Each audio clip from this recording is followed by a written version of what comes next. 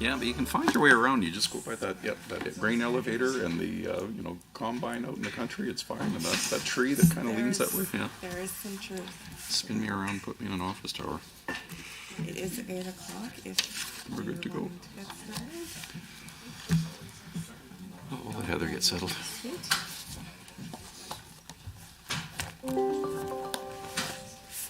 Ooh, ding a ding a ding.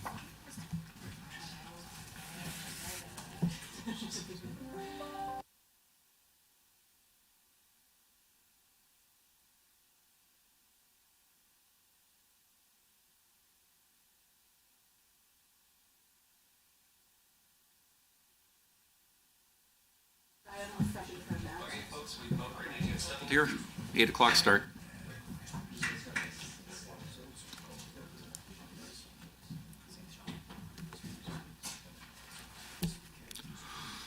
All right.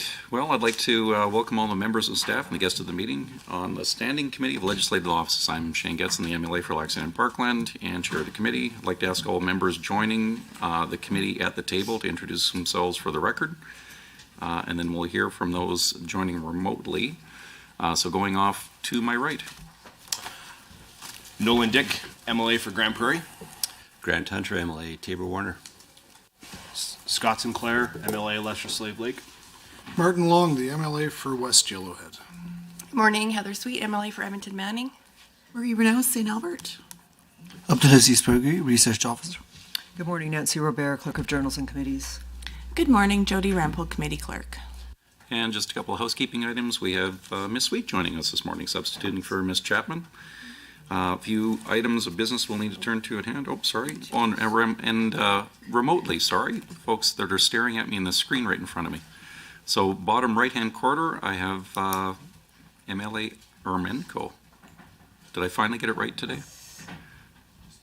Good morning, Janet Ermenko. MLA for Calgary Curry. Awesome. And then just above to the right of her, I have MLA Johnson. If you'd like to introduce yourself. Sure, Jennifer Johnson, Lacombe-Panoka. And to the left of her on my screen, we have MLA Shepherd. MLA Shepherd. Good morning, David Shepherd, Edmonton City Center. And to the lower corner, left-hand corner, I have MLA Van Dyken. Glenn Van Dyken, MLA for Athabasca, Bartlett, West Lawn. Excellent. I think that is everybody that I can see, unless there's anyone else online that I'm missing. Hearing none and seeing none. A few housekeeping items. So the microphones are obviously operated by Hansard, so you don't need to be messing with the buttons. Committee proceedings are being live streamed to the internet and TV. Members participating remotely should ensure they're prepared to speak or vote when called upon, and video conferencing participants encouraged to have their cameras off, or on, I should say, when speaking. And if you do have pets wandering around, I can see them on my screen, as we found out last time. Please turn your cell phones and other devices off silent during the meeting. With that, the agenda. I'd like to draw everyone's attention to the agenda of the meeting. Would anyone like to propose any amendments to the agenda? Seeing none, would a member like to move to approve the agenda? MLA Hunter? You gotta take the vote. And apparently we're voting. All in favor? Aye. Any opposed? On the phones? All in favor? Aye. Aye. Aye. Motion carried. Approval from minutes from the last meeting. We also have a set of minutes, obviously. Anyone like to propose any amendments to the minutes from last meeting? Seeing none, would a member like to have a motion to move we accept and approve the meeting minutes from last meeting? There we go. MLA Renaud. All in favor? Aye. Opposed? On the phones? Aye. Motion carried. Aye. Oh, we're just ripping right along here today, guys. This is good. Budget estimates. Here's where we're at now. So committee members recall that on December 1st, we met each of the offices of the Legislative Assembly to review the annual reports and the business plans. I'd like to note that the record that the Public of Interest Commissioner and Chief Electoral Officer have provided the written responses as per the requests during those meetings. Decisions of the budgets. So, yeah, we're here today to make the decisions here today, guys, on the, yep, I just, once you're done reading, I'll have Okay. a comment. okay, perfect. So, to ensure that we have the appropriate wording in each of the budget estimates or consideration, I've asked the committee clerk to apply a draft of the motions used during our deliberations. So what we were going to do is, if everyone's comfortable with it, is just go in the order that the presenters were on the budget estimates. And away we're off. So the first one that we had was the Standing Committee Legislative Officer of the Officer of the Ombudsman. So discussions and motions from each submission and... Okay. So the first one that we had under consideration was the Ombudsman for the Office of the Ombudsman, the amount of $4,657,800 as submitted. So over to the committee, Emily Hunter. Mr. Chair, I'd like to make a motion that the Standing Committee on Legislative Offices approve the 2024-25 budget estimates for the Office of the Ombudsman in the amount of $4,574,080 as amended. Okay, hearing that motion, any conversation or debate? Okay, we'll vote on the motion. All in favor of the motion, please say aye. Any opposed? Motion carried. And we'll go to the phones. Apologize. All in favor on the phones? Aye. Opposed? Motion carried. Standing Committee Legislative Offices to approve the 2024 budget estimates, the Office of the Public Interest Commissioner, the amount of $1,478,000 as submitted. MLA Hunter. Mr. Chair, I'd like to make a motion that the Standing Committee on Legislative Offices approve the 2024-25 budget estimates for the Office of the Public Interest Commission in the amount of $1,439,610 as amended. Open for discussion. Call the question. All those in favor? Aye. Opposed? On the phone? Or video conference, I should be. Opposed? Motion carried. Next item we have is the Office of Information and Privacy Commissioner, $8,992,295 as submitted. Mr. Chair. MLA Hunter. I'd like to make a motion, please, that the Standing Committee on Legislative Offices approve the 2024-25 budget estimates for the Office of Information and Privacy Commissioner in the amount of $8,713,638 as amended. Open for discussion. I'll call the question. All those in favor? Aye. Opposed? On the video conference? In favor? Aye. Opposed? Motion carried. On to the next one, Standing Committee of Legislative Offices, the Office of the Chief Electoral Officer, the amount of $11,588,000 as submitted. MLA Dick. I would like to move a motion that the Standing Committee on Legislative Offices direct the Legislative Assembly Office to prepare a cross-jurisdictional analysis of the current approved operational budgets of statutory officers in select Canadian jurisdictions with mandates that are comparable to the following offices of the legislature of in Alberta: the Auditor General, the Child and Youth Advocate, the Chief Electoral Officer, and the Ethics Commissioner. Okay. And how do we do that, Jody? Does that have to be on the screen? Put it on the screen for everybody to see it, MLA Dick, to make sure that that's consistent with what you've just said. If you want to give that a once-over. Yeah, that works. Do you want me to reread it, or? No, if it's consistent, that's okay. Open it for discussion.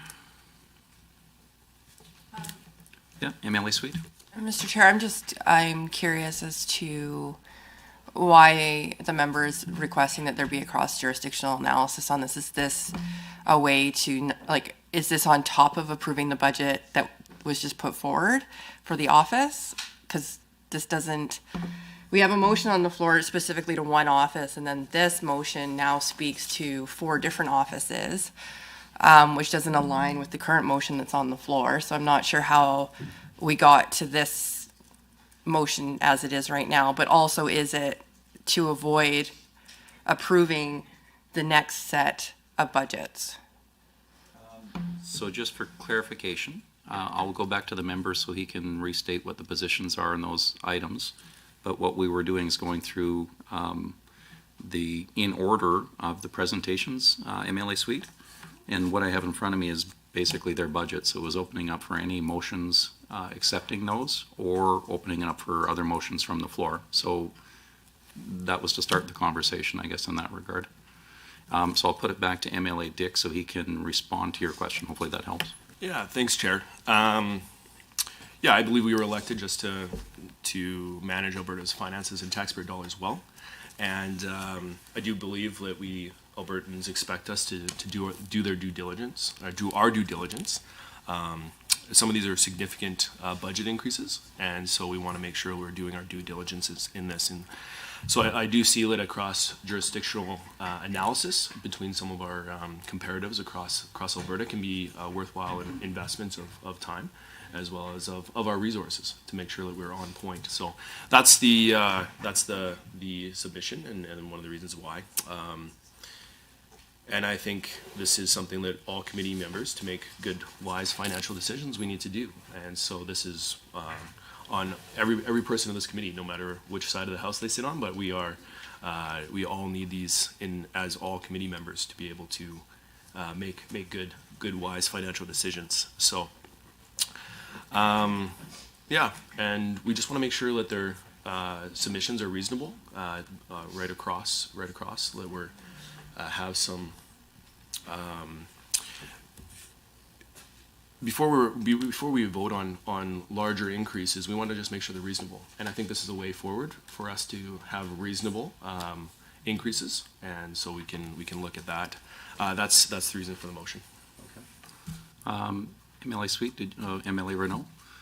Go ahead. You got my eye? Yeah, just a point of clarity, and sorry, I recognize that I'm a sub to the committee, but past practice is that all of motions have to be pre-submitted to the committee ahead of time. Just curious, I didn't see this motion put forward under the standing order that was required to give appropriate notice to the committee. So is this actually in order at this point?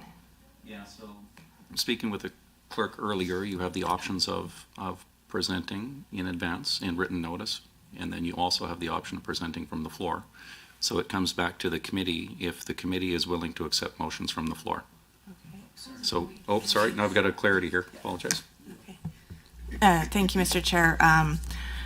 I just wanted to also draw members' attention to the fact that this is a motion requesting research support, and the memo that the chair put out regarding Standing Order 52041 does indicate that these motions do not require notice, like this specific kind. Okay, MLA Shepherd, got my eye. MLA Shepherd, go ahead. Thank you, Mr. Chair. On a similar note, we had a motion put forward that was passed before I had a chance to sort of speak to it, in which the budget that was put forward, I believe, was for the IPC. The motion was that a figure as amended. Now, I do not see any motion that was pre-submitted that had a number that was amended.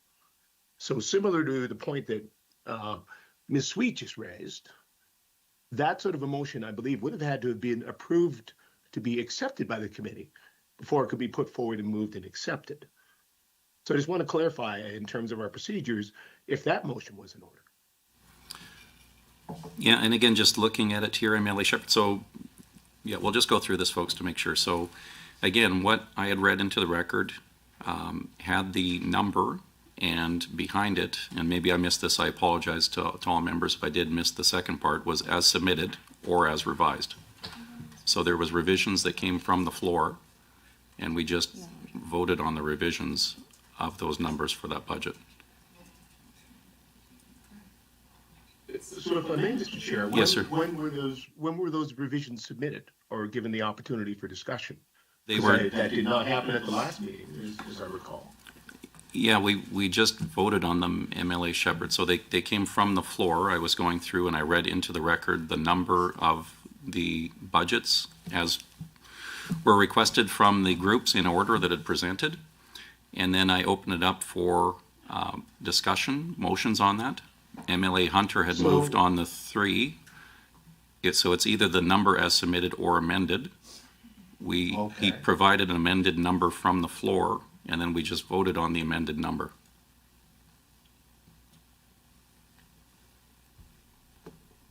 All right, well, thank you, Mr. Chair. Yeah, thank you, Shepherd, or MLA Shepherd. MLA Sweet? Sorry, I'm gonna just go back to standing orders and how the practice is supposed to go. So if there is an amendment that has under 52.03, correct? The motions had to be submitted to the committee prior to the committee meeting.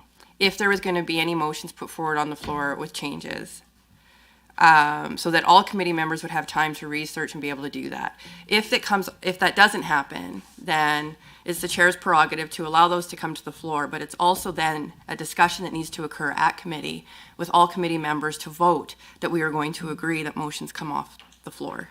And then it has to be practiced for the whole meeting, is my understanding. So if there were motions that were changed from what was provided to the committee prior to this meeting, we need to go back and have a discussion about whether or not we're actually going to debate off the floor any changes to any of the information that was provided to the committee. If the will of the committee is to allow motions to come off the floor with those changes, then I guess the point is moot.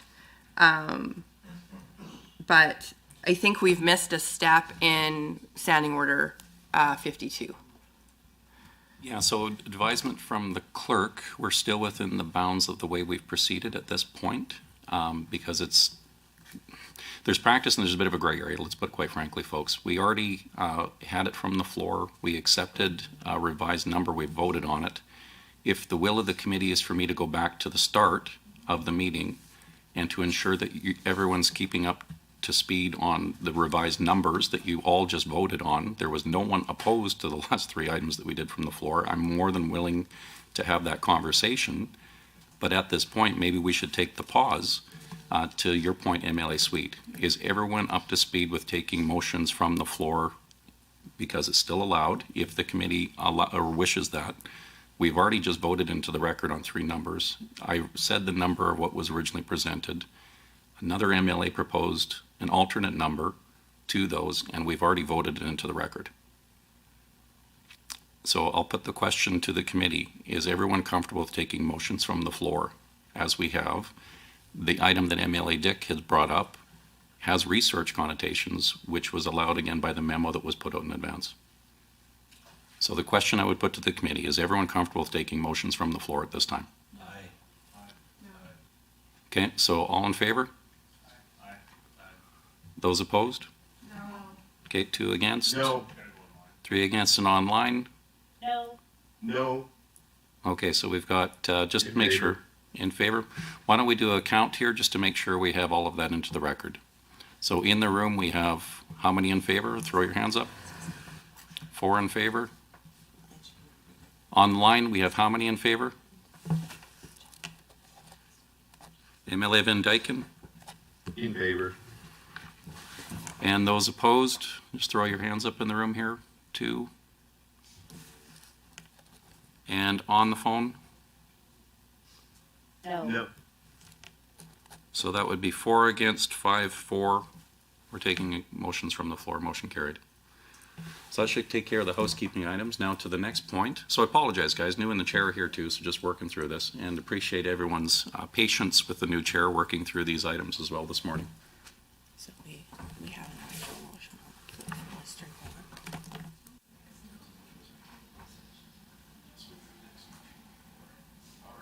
Now they're all caught up. For those at home, this is going to be the best entertainment you've had on a Thursday morning at 8 o'clock. We currently have the Standing Committee Legislative Office's motion that MLA Dick has on the floor, so now that one's open for discussion. And where we were catching up was the reason back and forth. MLA Dick had responded, and then now we're back on that. So MLA Reno. Make a quick comment. I believe what Member Dick said was one of the reasons for suggesting this motion was because of the large increases. Well, I think the members opposite have had more time to look at the budget and look at the rationale presented by the offices, but these are not big increases, and to my understanding, they were explained completely, both in the last meeting and in writing. So I just wanted that on the record, just to counter some of the comments from Member Dick. Thank you. Okay. Any more discussion? MLA Sweet? For point of clarity, so recognizing we're going into budget season and that the budget needs to be drafted, this is the whole reason why we're here, making sure that these numbers are prepared and ready for the finance minister to be able to do what he needs to do come February. We are already in mid-December, recognizing that there will be a break given Christmas, and then asking to have research come back, what I would assume would be sometime by the end of January, because they're going to need time.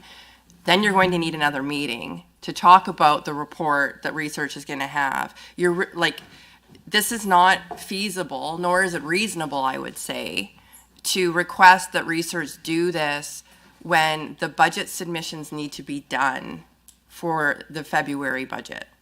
I think had the government decided that they wanted this information prior, this should have been decided at the last meeting that the committee had, to allow fairness to our LAO staff to be able to do the work that you're requesting to have, that the government is requesting to have happen.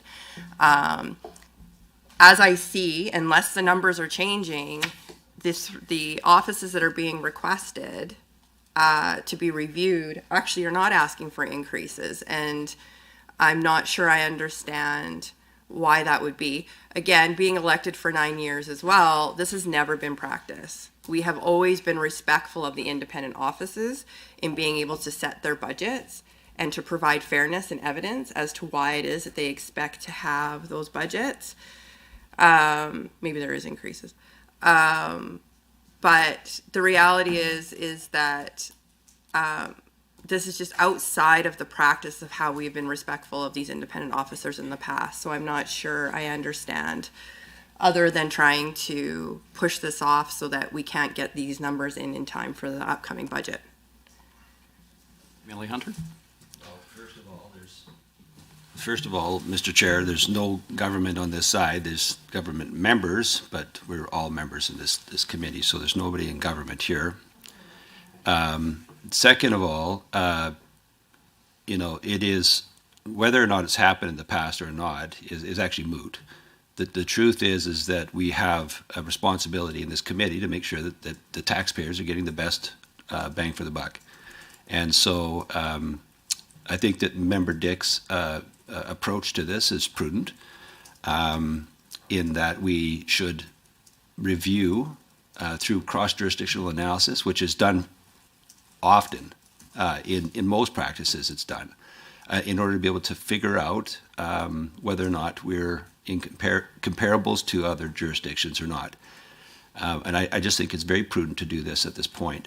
Now, in terms of being able to get the information, I think that Ms. Sweet actually brings up a very important point, which is, can LAO staff get the information to us in time to be able to make this happen? So I guess that's a question maybe for Nancy and her team. Can LAO staff and research get this done in that time? Ms. Rivera, would you respond? Thank you, Mr. Chair, and thank you, Mr. Hunter.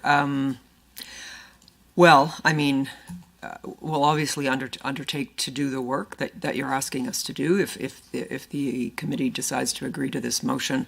If I may, I would perhaps want to maybe manage some expectations in a task like this. The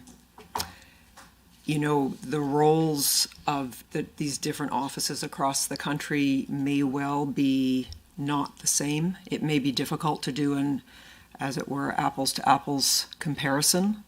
So that is something that the committee should be aware of. For instance, in Nova Scotia, the ombudsman also is responsible for child and youth advocacy.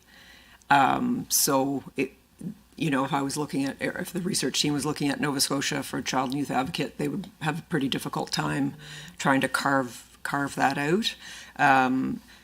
The other thing is, I think the best approach might be to look at jurisdictions that are similar in size to us. As for example, if we're looking at the chief electoral officer's budget here compared to Ontario, Ontario has 124 MLAs, we have 87. Of course, the budget is going to be different, right? So those are considerations that we will have to take into account when we're trying to do this, and that you should be aware of when receiving a report like this from us. And in terms of comparable roles, as I said when I first started, that may be difficult to pinpoint, because these offices might have different roles across the country, but we will undertake to do it as best we can. The other thing that I think is important to note is the last annual reports that are published and released, I think across the country, I've not looked, would be for the 2022-2023 fiscal year. That's the last report that our officers, have published. So that's 2 years older than what you're looking at in terms of a budget for 24-25. I mean, certainly we could look at approved estimates for the 23-24 fiscal year. Again, that would be a year out. I would also, I guess, draw your attention to, I just had a quick look, and there are some jurisdictions, BC comes to mind, where they often get supplemental funding throughout the year. The chief electoral officer will, for by-elections and things like that. So their approved budget for 23-24 might not be the end number. So, all that to say, we can undertake to do this to the best of our ability. We will get the information back to you when you need it. So anyways, I just wanted to sort of manage expectations a little bit, because this exercise might not be as straightforward as, say, comparing statutes, because the roles, every jurisdiction can incorporate whatever it wants into any of these roles. So. I had MLA Sinclair, MLA Dick, and I'm not sure if anyone else had their hand up on this. No. Okay. Sinclair. Thank you, Mr. Chair. Thank you, everybody. I just wanted to make a couple comments and maybe a suggestion here. That the first one is whether the members who spoke up about this agree these are large amounts, they are increases. We've all been elected to manage other people's money, not our own, very carefully, and we're talking about millions of dollars here, Mr. Chair. And I think that's important to note, that every dollar is examined closely. And in terms of the comment, thank you very much, Nancy, for that.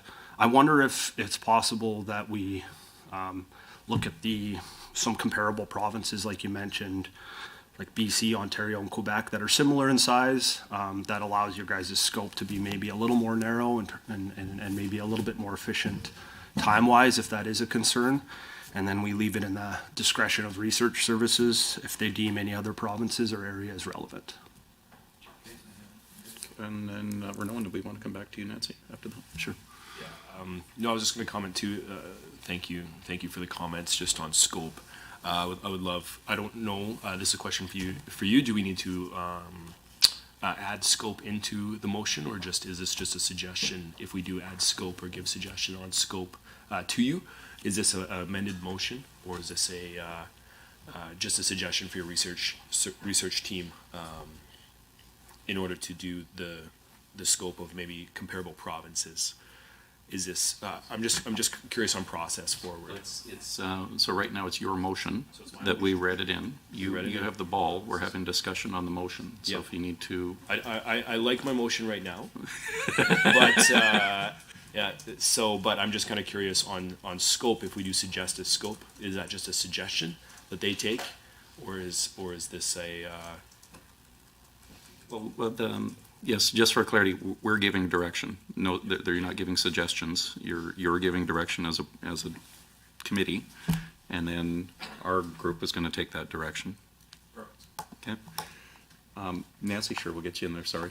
And then Renaud, and then Shepherd is what I have. Thank you, Mr. Chair. Sorry, I'll just quickly try to respond as best I can. Of course, yes, whatever the committee wants, we will endeavor to do. I might suggest, if I may, that leaving the motion the way it is in terms of scope might be beneficial in that it'll allow our team the opportunity and the ability to look at jurisdictions that are as comparable as possible. I know, Mr. Sinclair, you mentioned Quebec and Ontario. They're quite large compared to Alberta, and so I'm not sure if they would be a good comparator or not. We haven't looked into any of this yet. So I think BC probably would. I think their population, and certainly they have the same number of MLAs that we have. And so in terms of the Chief Electoral Officer and the Ethics Commissioner, that would come into play, I would think. But yes, again, whatever the committee wants, we will endeavor to do, but that would be my advice. Thank you. We had MLA Renaud and then MLA Shepherd. Yeah, actually, as a point of clarification, and I'm not entirely sure that it's appropriate right now with this discussion, but I just have a question about the estimate process for this committee. So I don't know, maybe I can hold on to it till we're done this.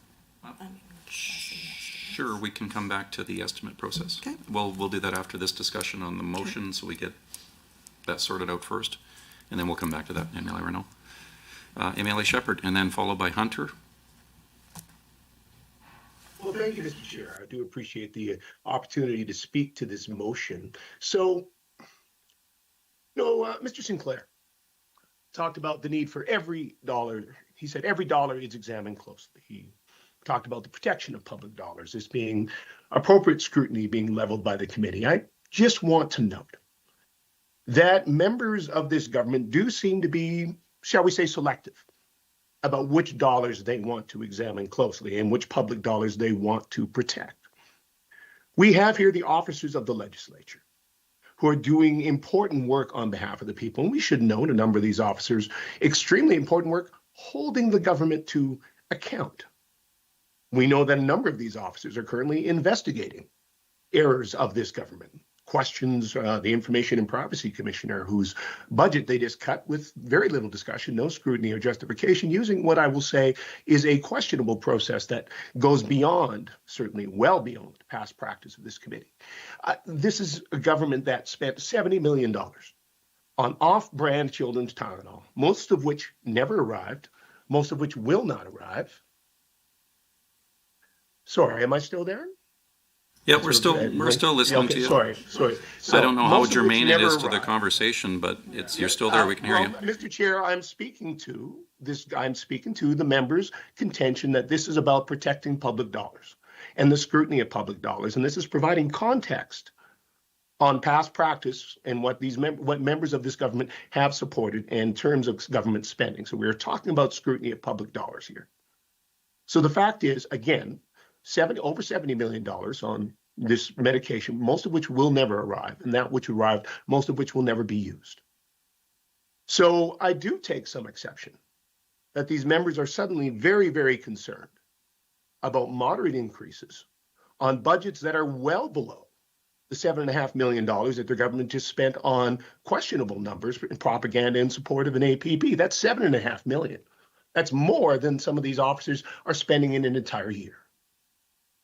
So again, we have members that are, I would call this to some extent grandstanding on choosing to say that these officers need to be scrutinized. When these officers are very clearly doing the work, when these officers have been incredibly diligent with their budgets. Again, I've been on this committee for 8 years, and I've watched these numbers go through. And yes, we are seeing some larger increases this year than we may have seen in previous years, but each of these officers, I think, provided very good justification for why that would be the case. They're increasing operations in their offices. They are hiring additional staff. They're working to provide better service to the people of Alberta. So certainly, if we want to go ahead with this cross-jurisdictional analysis, that's fine. But it's my hope then we will see similar willingness to scrutinize this government's own spending, that these members will hold their own government to account in the same way that they seem to be determined to hold the officers who are in the process of holding their government to account. Thank you, Mr. Chair. Yep, thank you, MLA Shepherd. I have Hunter, Singh, and then Sinclair. Yeah, I just wanted to indicate, Mr. Chair, that in the motion, it specifically says officers in select Canadian jurisdictions, which I think gives a good latitude to research to be able to figure out which is the right jurisdictions to be able to do that cross-jurisdictional analysis. So I'm very happy with the motion, as I stated earlier.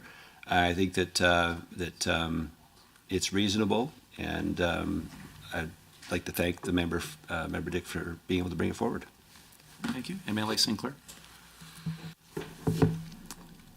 I'm actually good, Mr. Chair. I'm okay. Thank you. MLA Sweet, and then I have Shepherd. Yeah, I'm just wondering, just for point of clarity again, how, if we were to backtrack from the day that budget submissions need to be completed to today, what timeline would the LAO need to be able to achieve this so that we can still meet the budgetary timeline cutoff, as well as ensure that there's a committee meeting that can occur at that time as well?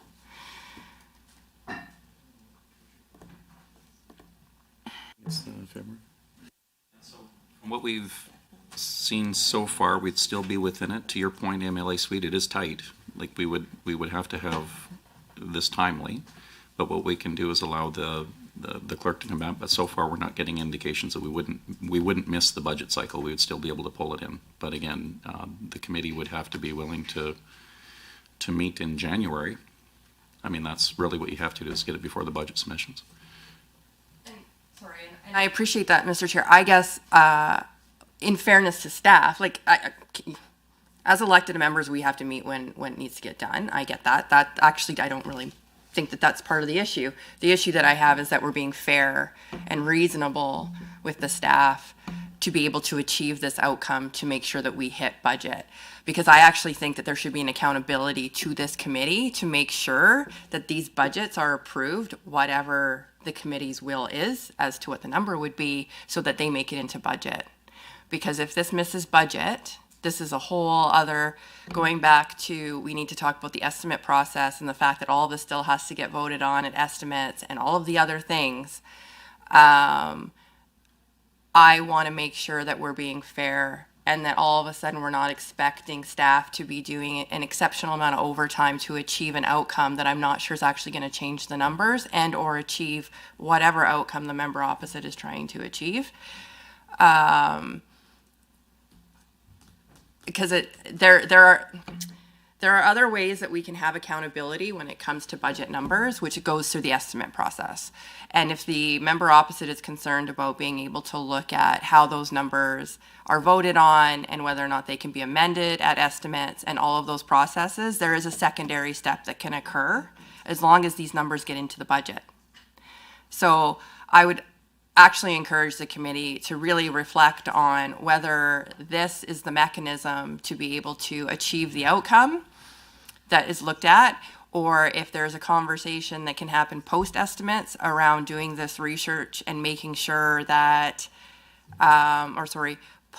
prior to when the numbers can be submitted to budget, so that that conversation can still occur. And then when you go into estimates and have to review the estimate process and have to vote on the actual numbers during estimates, if the member still has concerns about that process and whether or not these numbers actually achieve what the member feels should be achieved, then that is an opportunity to do that. But I would discourage the members from voting on this amendment without approving the numbers as have been presented to the committee as is. And then if the information comes back, at least the numbers have been submitted into the budget and they live there for now. And if the members want to change those numbers during the estimate process, they can use the estimate process to do that. Just a point of clarity, I believe. So legislative offices are outside of the ministry's offices, and that's why we have this committee in the first place to come up with the budgets. So these would be the budgets that are submitted for the budget, the overall 2024 budget. That's my understanding on that. The alleged office's budget, though, which would Correct, be inclusive. but it's this committee that makes that decision. So I think to your point, what your concerns are having the staff put in extra time. The overtime is what I'm hearing is that point. And then the other one is to make sure that it gets within the budget cycle itself. So I believe we're all in the same place on that. From what I've heard or seen the indications, we wouldn't be missing the budget cycle based on the information. MLA Shepherd. But they're very salient points, guys. Like, honestly, it's good to have this discussion to make sure we don't shoot ourselves in the foot. And to MLA Sweet's point, for what we're trying to obtain here of that scrutiny and making sure everyone's comfortable with the numbers, you are the folks that are responsible for these numbers that are submitted. But it is a salient point to make sure we have the timelines. And from what I'm seeing here and going back and forth, it's still within those timelines. We wouldn't mess it up. MLA Shepherd. Thank you, Mr. Chair. I just want to follow up on another point that was raised earlier about the specific term used in the motion here, select Canadian jurisdictions. So I do want to ask, I guess, how we determine which Canadian jurisdictions we want to include in this. Now, I ask this because we have seen past practice on reports under the previous iteration of this government prior to the last election. I think in particular of the McKinnon report, where the government looked at select Canadian jurisdictions in trying to assess overall spending on various aspects of healthcare. So I can get very different results depending on what I want to achieve, depending on which jurisdictions I choose to look at. And we certainly saw that to some extent, I think, in the past. We have seen some cherry picking of data by use of particular jurisdictions to try to get the outcome that the government at that time, I believe, wanted to achieve in terms of being able to declare that there was a need to make cuts or reductions in spending. Shepherd, I failed to hesitate to interject for a sec, but we're asking, yes. It's not the government that's doing the research, we're asking the LAO offices. And as the motion, and if I can just finish here, sir, the motion as read, I'm not sure if you're seeing it on your screen there, it's basically giving the LAO offices that discretion, that latitude to try to pick the right ones, back to Nancy's point. But I'll let you continue. I just want to have that point of clarity there for you, sir. Thank you, Mr. Chair. I appreciate your interjection and clarification. So what I'm saying, Mr. Chair, is it's important to think about which jurisdictions we're including. And again, perhaps we want to give some guidance then in what we want to achieve here in terms of when we say select Canadian jurisdictions, is there what criteria, I guess, and perhaps I'd be happy to hear from staff at the table how they might make that decision. If I can just finish, I guess, explaining why I think this is important. Overall budget for spending is a broad measurement. I'd say to some extent, at times, even a crude measurement of whether or not we have effective spending. So there's a lot of different things you're going to look at. You're going to look at what is the size of the province, I suppose, what is the size of the population, what are the demographics, and those are all things that could impact what an appropriate level of spending may be for a particular office. Let's talk, for example, about the Child Youth Advocate. So the Child Youth Advocate, their job is to advocate for children and youth in a province. So if a province may be a large province, maybe it has a higher population of older persons, they may be able to have a smaller budget for the CYA because there's simply less youth. Another province may be of comparable size, but may have, or even on a per capita level, but may have a higher number of youth.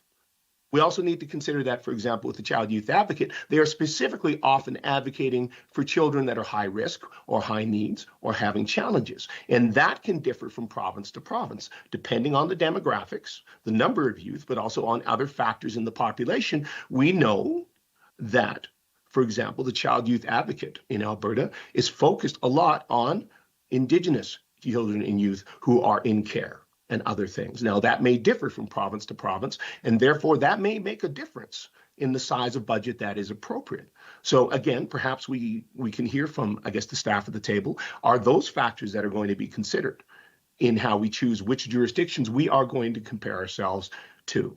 For another example, the Information and Privacy Commissioner. So their job, of course, is to handle privacy legislation and all of the implications of that. Privacy legislation will differ from province to province.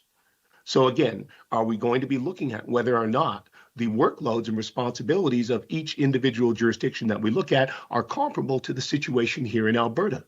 We know that they may have different levels of investigations and other things that they need to carry out. Again, we know that there's currently quite a few investigations, as we heard from them at the last meeting, currently into the current situation in the FOIP system and the practices of the current government. So are the workloads going to be the same there? In terms of what is the state of their freedom of information system in these individual provinces? Are they all at the same state? I know that we have seen that the Information Privacy Commissioner in Alberta has called for a review, a number of changes to privacy legislation that may impact the level of work they do and how they need to do it. The Information Privacy Commissioner talked about their work now to prepare Alberta for the incorporation of AI and other new technologies, that being a big part of health innovation here in the province of Alberta. Is that going to be the same in each of the other jurisdictions that we're looking at? So Shepherd, again, I just want to note that this... Did we want, Pardon me, Mr. Chair? yeah, and it's a little awkward with the video conference here, but I've got Nancy is just itching to respond to you. If So absolutely. So having made my point, perhaps I'll take a moment then and allow Ms. Roberts to respond. Thanks, MLA Shepherd. Nancy? Thanks, Mr. Chair. And I guess what I will say is, I'll reiterate what I said when I first spoke about this, is that it's going to be very difficult to do an apples-to-apples comparison. And we are limited by time. That's the other thing. The research team just found out about this, so we haven't looked into really anything much at all. I would say as a starting point, they would be looking at provinces that have the office that you're wishing a comparison on, and next that they are of a similar size in terms of population.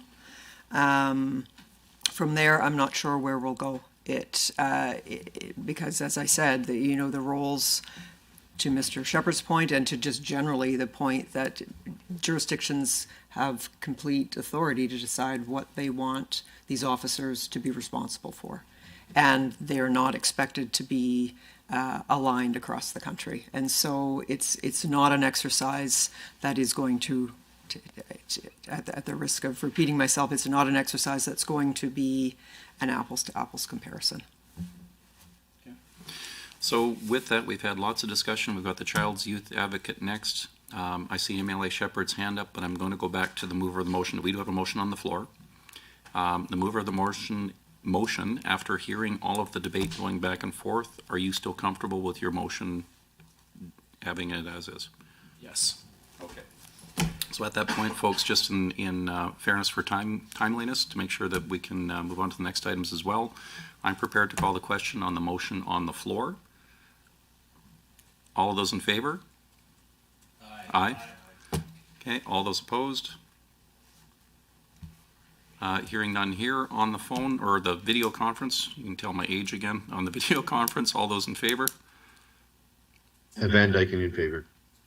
Those opposed? No. Okay, so one opposed. MLA Shepherd, I'm not sure if you were muted if you had said you were against or. Okay, so I have one against, motion carried. Now we have another item for the Child Youth Advocate. Oh, sorry, I apologize. Marie. And yet we did have some discussion. Marie had her hand up before, or MLA Renault had her hand up to talk about estimates on the process. I think that was the item. So my comment is, we might not realize it, but actually the public is paying attention. And so the purpose of the work that we do here in committee is to provide oversight, to look at budgets, and to look at budget estimates. But the point here is that these estimates have to be presented in advance so that we actually have time to look at the numbers, to look at the difference, to ask the questions. And so not only has what happened here this morning really out of step with the standing orders or normal practices of the committee, I think it's out of step with the practice of budget estimates. So, it's not fair for people watching. They probably have no idea what's going on with new numbers, have had zero time to examine the numbers, to ask questions about the difference. And, for that reason, I don't know, I'd actually like to move a motion on the floor here. Are you ready? I'm Okay. born ready. Okay. That's for us to consider the remaining estimates so that the offices of the Auditor General, the Child and Youth Advocate, the Chief Electoral Officer, and the Ethics Commissioner be invited to a committee meeting to allow for clarifying questions on their budget. And is there a specific meeting? I would assume it would be for... Sure, we can call a specific meeting. So I think, because we have now, there are now budget reductions, I'd like to have some time to look at those reductions, come up with, how were those numbers determined and how will those decreases impact the work of these offices. Okay, so just to be clear, there were no opposed to the motions of approving those budgets. So your motion would be to now bring back in the officers to again talk about their budgets. That Talk you've already about the approved. new budget estimates. I'm not understanding. That we've all voted on already. Sorry, go ahead. Okay. Sorry, Mr. Chair, I just wanted, because I didn't catch Yeah. that word for word, but you're talking about the 3 that have passed with amendments or the 4 that have no number yet? Right. So the Information So Privacy I'm Commissioner, I'm Ombudsman, and Public Interest Commissioner? Okay, so hang on one second here. So I'm looking at the offices, the Auditor General, Child and Youth Advocate, Chief Electoral, and Ethics be invited to a committee to allow us to ask questions. Okay, so those ones we haven't voted on budgets. This is the motion we just passed to do research. Okay, that was the clarity I needed, because if it was bringing back the other ones that we had already voted on, then that would make it awkward. Okay, Yeah, sorry, I'm so could maybe MLA Renaud, just read it back in again. We'll catch up here. Apparently the caffeine's taken a little while for me too. I apologize. Okay, so I want to move a motion. The committee will consider the remaining budgets that the Office of the Auditor General, Child and Youth Advocate, Chief Electoral Officer, and Ethics Commissioner be invited to a committee meeting to allow for clarifying questions on budget.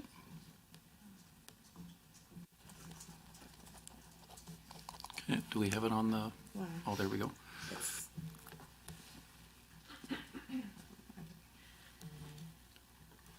MLA Renaud, do you want to take a look at the screen, make sure we're capturing your thoughts? Second.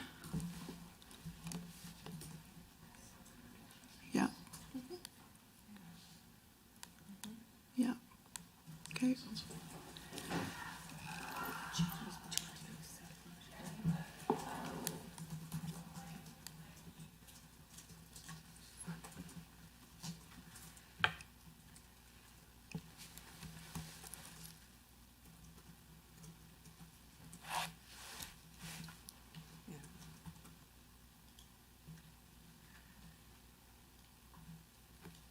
All right, does that capture, Marie? Okay, so we have a motion on the floor. We'll open up for discussion. MLA Sweet. Thank you, Mr. Chair. I mean, I support this motion. I think, again, going back to the members' questions around what happens in cross-jurisdictional analysis, what their budgets look like, and what other jurisdictions are doing. I bet you if we ask the lovely independent officers whether or not they know that information, and if they can provide us with some information around why their budget exists the way that it does in comparison to other jurisdictions, you might just get the answer. So having them come and present that and allow the member to ask the questions of our independent officers who are the experts in their area, I believe this may achieve that outcome. I appreciate that. I didn't mean to giggle at your comments. You just made me laugh because it was humorous. MLA Hunter? I needed just some clarity, maybe from Ms. Renault. Is she asking us to do this prior to doing the cross-jurisdictional analysis? Well, you couldn't do both at the same time. I mean, they're not going to stop their work for us to have a meeting. Again, just for looking for clarity, Mr. Chair, through you. Is this in order to be able to just provide us with the independent officers' take on that research that's been done? Or I'm just trying to understand what the intent of it is. MLA Renault, do you want to respond back to Not really. timing? Okay. MLA Long? I appreciate the discussion on this. Thank you, Mr. Chair. I've received all the clarification from the officers that I need about what they're presenting. For me, I simply want to see what other jurisdictions are doing. I can't think of any more questions today that I have for those officers, personally. That's my take. MLA Shepherd, sorry, I missed you on the screen there. You're up. Thank you, Mr. Chair. I just wanted to speak in favor of this motion. We have seen members proceed with cuts to the budgets of 3 officers so far this morning. When I did not really see any significant questioning of those officers about that, or sort of, frankly, any discussion or justification of the same. If the members are considering making further cuts, and it certainly seems that based on the actions we've seen taken today, and now the cross-jurisdictional analysis and the way we've seen that tool used in the past by members of this government, it suggests to me they are. So it seems to make sense to me. Really, let's bring these officers to the table. Let's have the opportunity to speak with them and hear from them about these proposed budgets then.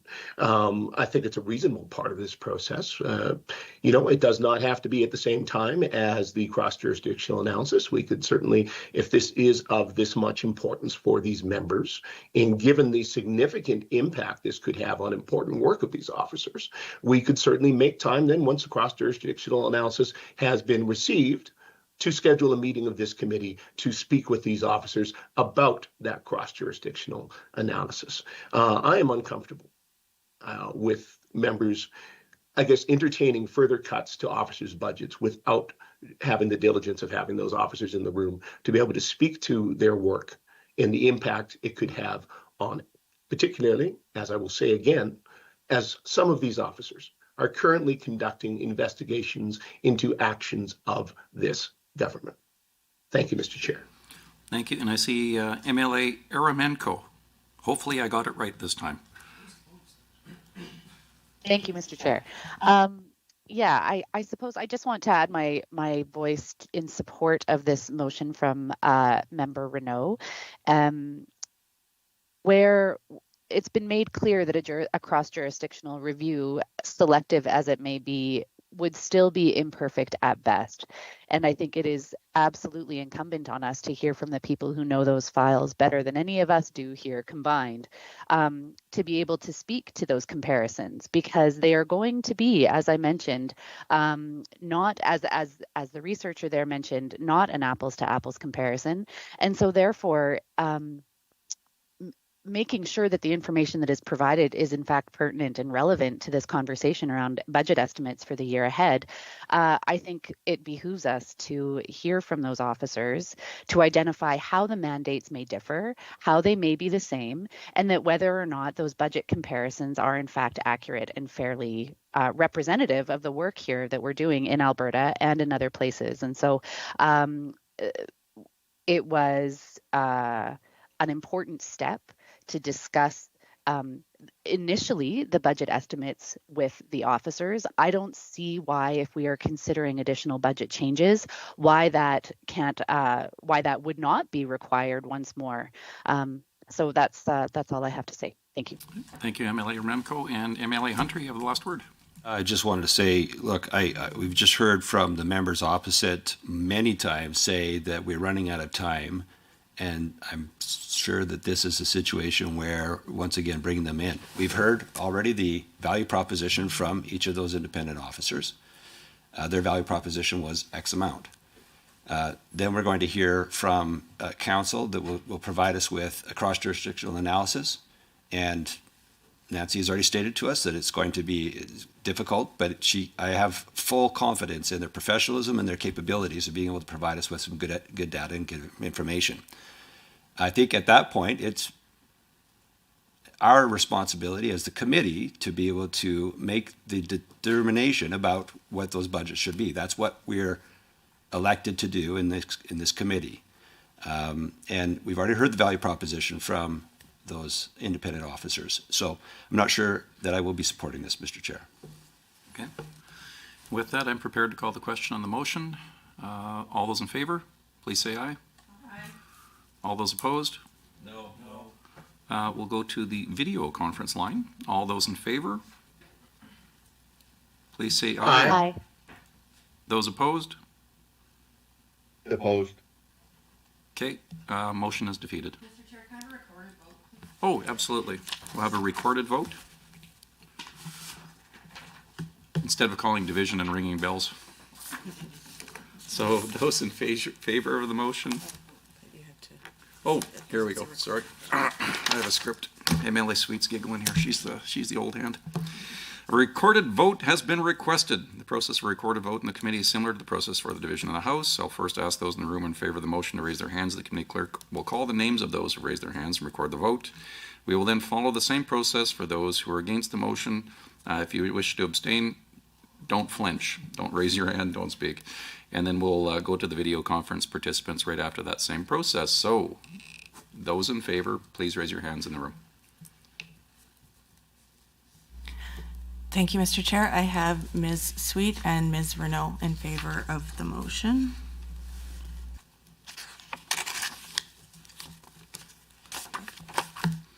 And those opposed to the motion? Just raise your, yeah, there you go. Thank you, Mr. Chair. I have Mr. Long, Mr. Sinclair, the Honorable Mr. Hunter, and Mr. Dick against the motion. And we'll go to the video conference. Those in favor, raise your hands, or your virtual hands, I guess, however we do that.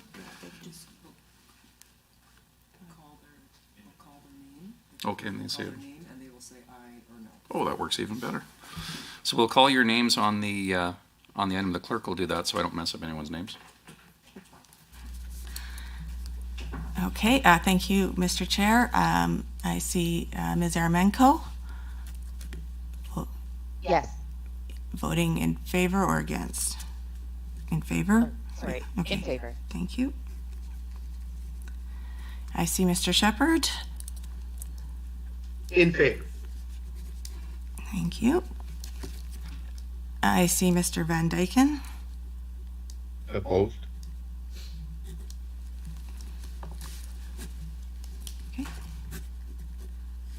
So you have, Mr. Chair, there are 4 votes in favor of the motion and 5 against. Motion is defeated. Okay, And I'm not sure if Mr. Shepherd's. and I'm not sure, MLA Shepherd, did you have a question, or was that a residual virtual hand? I wish to make a motion once this motion has been dealt with, Mr. Chair. Okay. Go ahead with your motion, Mr. Shepherd. Thank you, Mr. Chair. I would like to make a motion that, and pardon me, I just have this written down here, just let me make sure I'm reading this correctly. I would like to move that the mover of the amended motions for the budgets of the Ombudsman, the Public Interest Commissioner, and the Information and Privacy Commissioner provide to the committee the total amounts of the reductions for each officer and how those numbers were determined. So I'll give you a moment to capture that, and then I would be happy to speak to the motion, Mr. Chair. So Point just, of order, Chair.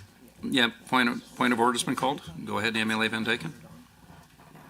I guess I'm going to cite 23C. We've made decisions on these items, and the needless repetition to raise matters that have been decided on during this committee meeting already. I believe that there was opportunity for discussion at the time, And I see no reason why we keep going back to what has already been decided. I am Eli Van Dyke, and I tend to incline to go with you on this. I've also sought the guidance of the clerk. We have in fact voted that the matters of hand on those items, they were carried. We didn't have a recorded vote, but I can assure you from the chair's eye, there were none opposed to those motions. They were in favor by the committee, they were passed. So with that, what I would like to do, folks, is move on to the second order of business for the meeting today. And we'll consider these items closed at this point, and we'll carry on with the agenda.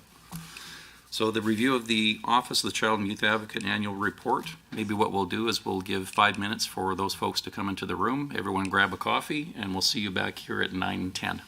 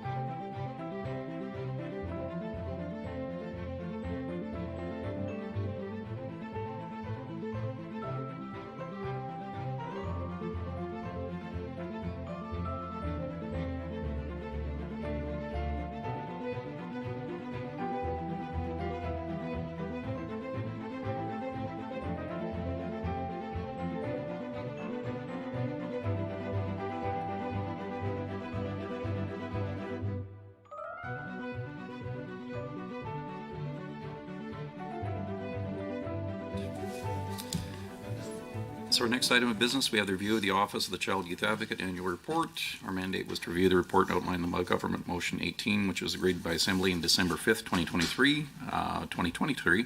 We're required to report back to the Assembly within 90 days of the referral.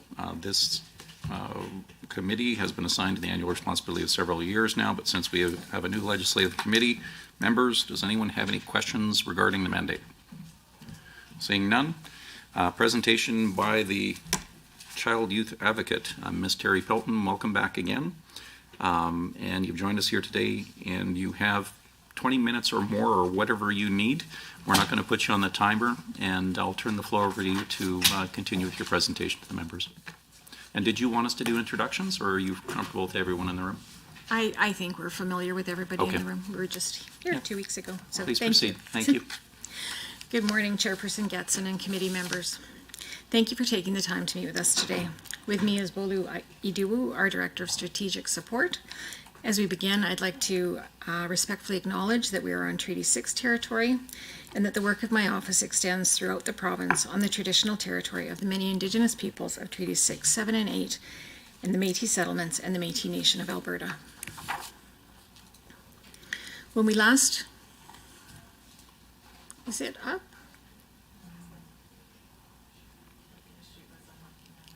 You're working on it? Okay. When we last appeared before the committee on December 1st, we presented our annual report, business plan, and budget estimates. I'm pleased to have the opportunity to speak more in depth about some of the work we're doing to advocate for young people. Given we met very recently, I'll keep my comments short. However, I'm happy to answer any questions afterwards. Today, I'll review the core functions of our office and some statistics from our work over the past year, highlight some of the positive work accomplished on our strategic priorities, share some of the critical issues affecting young people, and provide an overview of our recommendations and our new recommendations evaluation framework. Our role is to represent the rights, interests, and viewpoints of young people. We do this through providing advocacy and legal representation to children and youth, engaging with young people, community stakeholders, and decision makers, investigating the serious injuries and deaths of young people who meet the criteria for an investigative review, and providing advice and recommendations to government on issues that affect young people. Our mission is to stand up for young people, and everything we do connects back to this core focus. As we carry out our work, we do so with the goal of fulfilling our vision, that young people in Alberta succeed in their lives and in their communities.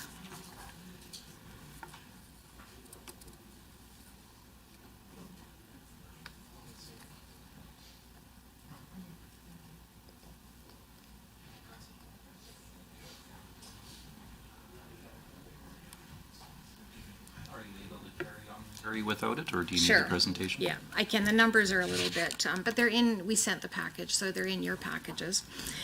So by the numbers, our unwavering commitment to children and youth is reflected in the number of young people who reach out to us for help, and in our ongoing work to raise concerns about the issues that affect them. Over the past year, we completed over 3,600 intakes, over 1,400 young people worked with an advocate, and over 3,000 worked with a lawyer. In total, we served over 4,400 children and youth by providing them with an advocate or a lawyer, of whom around 60% are Indigenous. We also released public investigative reviews examining the circumstances of 33 young people who'd passed away and made 3 new recommendations to government. Our 2020 to 2025 strategic plan outlines 3 priorities that help guide our work. While each is distinct, the work to achieve them is integrated throughout our office. They are aligned with our mission and vision and reflected within our staff performance plans to ensure that we are working collectively to advance them.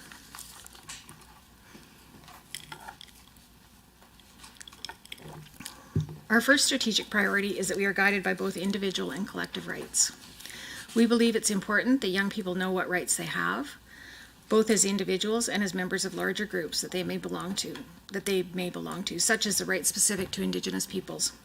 We've worked hard to expand our understanding of how these rights can be used together to have a positive impact.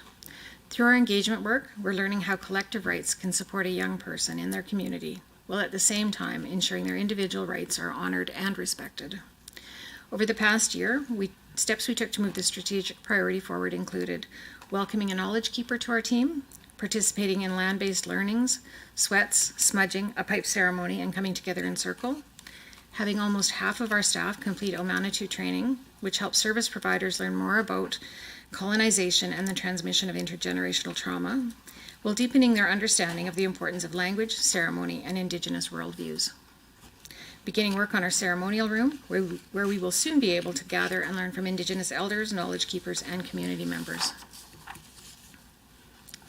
Our second strategic priority is that we are a model of youth participation. Young people benefit when their voices are heard and their perspectives are considered. This is particularly critical for those involved in the child intervention and youth justice systems, where decisions that are made about them have the potential to profoundly impact their lives. We've recently dedicated more resources to youth engagement, and as a result, we've seen a large increase in the number of young people interested in being involved in the work of our office.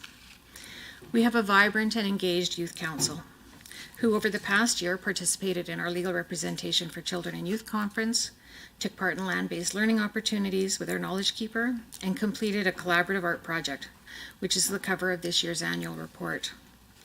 They offer valuable insights into issues from a youth perspective, providing input on our reports, consulting with children's services, and advocating on issues affecting Indigenous, Black, and other racialized young people in government systems.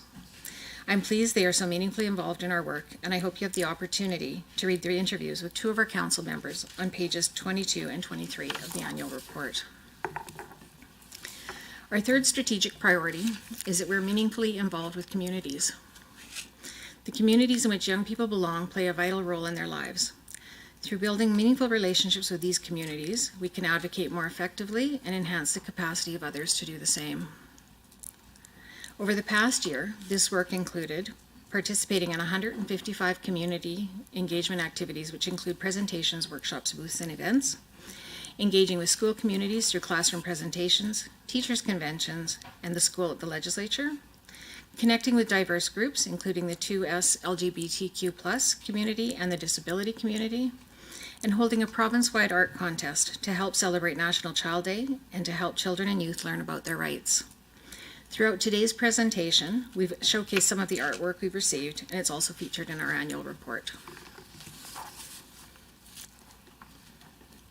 Many critical issues affecting young people are reflected in both our advocacy and investigative work, and our recommendations to government. This year, through our recommendations, we called on government to address service gaps for children and youth with complex needs, and to help Indigenous young people connect with their cultures and communities in ways that are meaningful to them. We also know that many young people in the child intervention and youth justice systems have experienced early childhood trauma, which may cause them to struggle with mental health problems and turn to substance use. We must ensure they have early access to robust mental health supports and a full spectrum of substance treatment options. I continue to call on government to develop a youth-specific opioid and substance use strategy to address this urgent need. Young people also need appropriate supports as they transition to adulthood. This is a theme that is reflected in a number of our recommendations, and something we continue to hear about directly from young people. In recent years, Alberta reduced the age of eligibility to receive financial transitional support from 24 to 22. However, we're now seeing other provinces increase their age of eligibility, such as British Columbia, which recently increased the age to 27. While Alberta is a leader in providing post-secondary support for young people through the Advancing Futures Bursary Program, and we've recently seen the rollout of the new Transition to Adulthood program, we cannot overlook the unique challenges young people with child intervention involvement experience as they get older. We must do more to help those who have spent much of their young lives struggling with mental health and addictions, moving between placements, and disconnected from their families, cultures, and communities. Their paths have not been easy, and we need to support them as they transition to adulthood so they can have the brightest possible futures.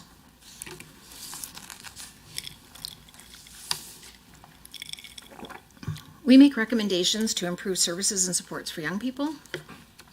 Recommendations are developed to be specific enough that progress can be evaluated, yet not so prescriptive as to direct the practice of public bodies. Based on information provided by the public body, we determine whether recommendations are meeting the intended outcome or whether further action is required. Of the 31 recommendations that were evaluated this past year, 4 were met 2 were closed, and 25 are ongoing. We're pleased when our recommendations are accepted and implemented, as they're intended to improve the experiences for young people in child serving systems. I'd like to share examples of 3 recommendations evaluated in 2023. 1 met, 1 ongoing, and 1 closed. In March of 2021, we recommended to the Ministry of Justice and Solicitor General that when no contact conditions are imposed, they should give clear information to young people and their caregivers so they know how to change or remove these conditions. I'd like to thank the Ministry of Justice and the Ministry of Public Safety and Emergency Services for their work to meet this recommendation. We've developed strong relationships with these ministries, and their commitment is a testament to the positive change we can create for young people when we come together. An example of an ongoing recommendation comes from our special report on youth opioid use in Alberta, which was released in June of 2021. We recommended that the government develop and support the implementation of a youth-specific opioid and substance use strategy. Since then, we've seen some promising steps taken to improve services and supports to young people, including expanded mental health services and the virtual opioid dependency program. However, an alarming number of young people are still dying from opioids and substance use. Young people have distinct needs because of their developmental stage, and this must be considered when providing them services and supports. I'll continue to call on government to implement a youth-specific strategy to address this crisis so we can hopefully reduce the number of young lives lost. Finally, I'll share an example of a recommendation that was closed. In September of 2019, we recommended that the Ministry of Children's Services should ensure that there is a process for ongoing evaluation of how policy changes, assessment tools, and practice frameworks are being integrated into day-to-day casework practice.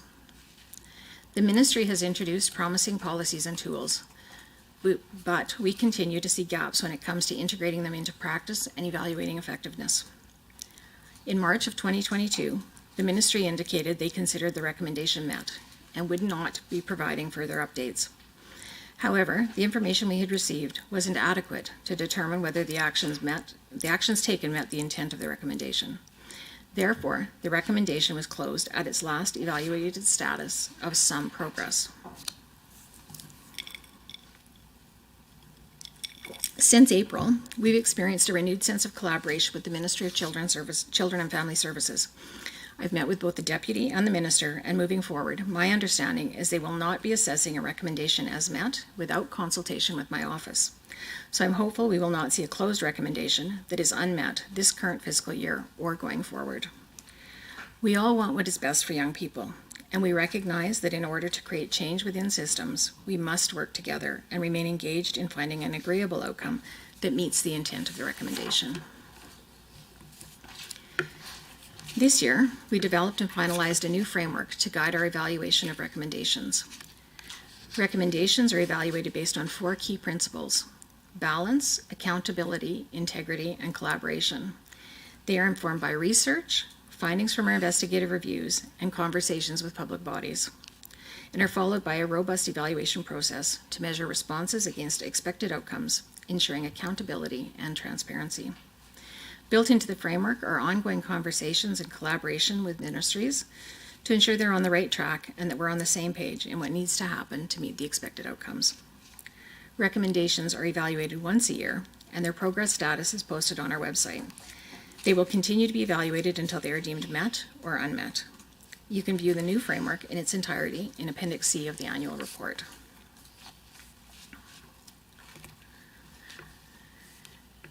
As we move forward, we'll continue our advocacy work on the significant issues facing the children and youth we serve.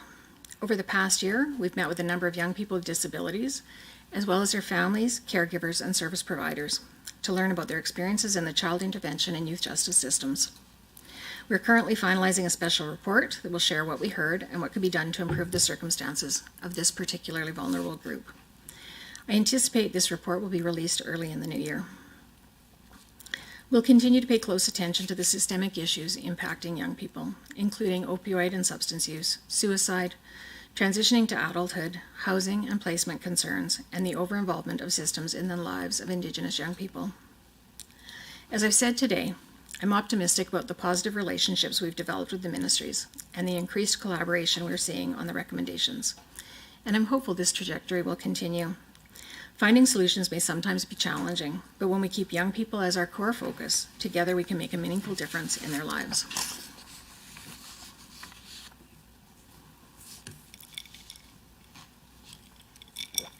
As we close, I'd like to take this opportunity to recognize my staff for the outstanding work they do every day. Advocacy is a passion and a calling, and I'm grateful for their dedication and commitment to making positive impact for young people, families, and communities across Alberta. Thank you for taking the time to meet with us today, and I'm now happy to answer any questions. Thank you for the presentation, Ms. Pelton. MLA Hunter, you just caught my eye. Thank you, Mr. Chair. Thank you for being here today and providing this report. I just have a couple of questions. I'm just trying to understand when it states placement of young people who died while receiving child intervention services, and then it goes through what their where they were. 18 were in independent living. It goes down and it says 2 of those died were in unknown care. Is that homeless, or what? What would you describe that as? It could be homeless. It could be that they, what page of the report are you on, please? I just have a summary, so. It'll just take me a minute. It usually means that they are, may be homeless. They may be AWOL or have left their placement without permission. Sometimes those ones are over 18 and we don't know where they are. And so there's a number of reasons why they might be unknown.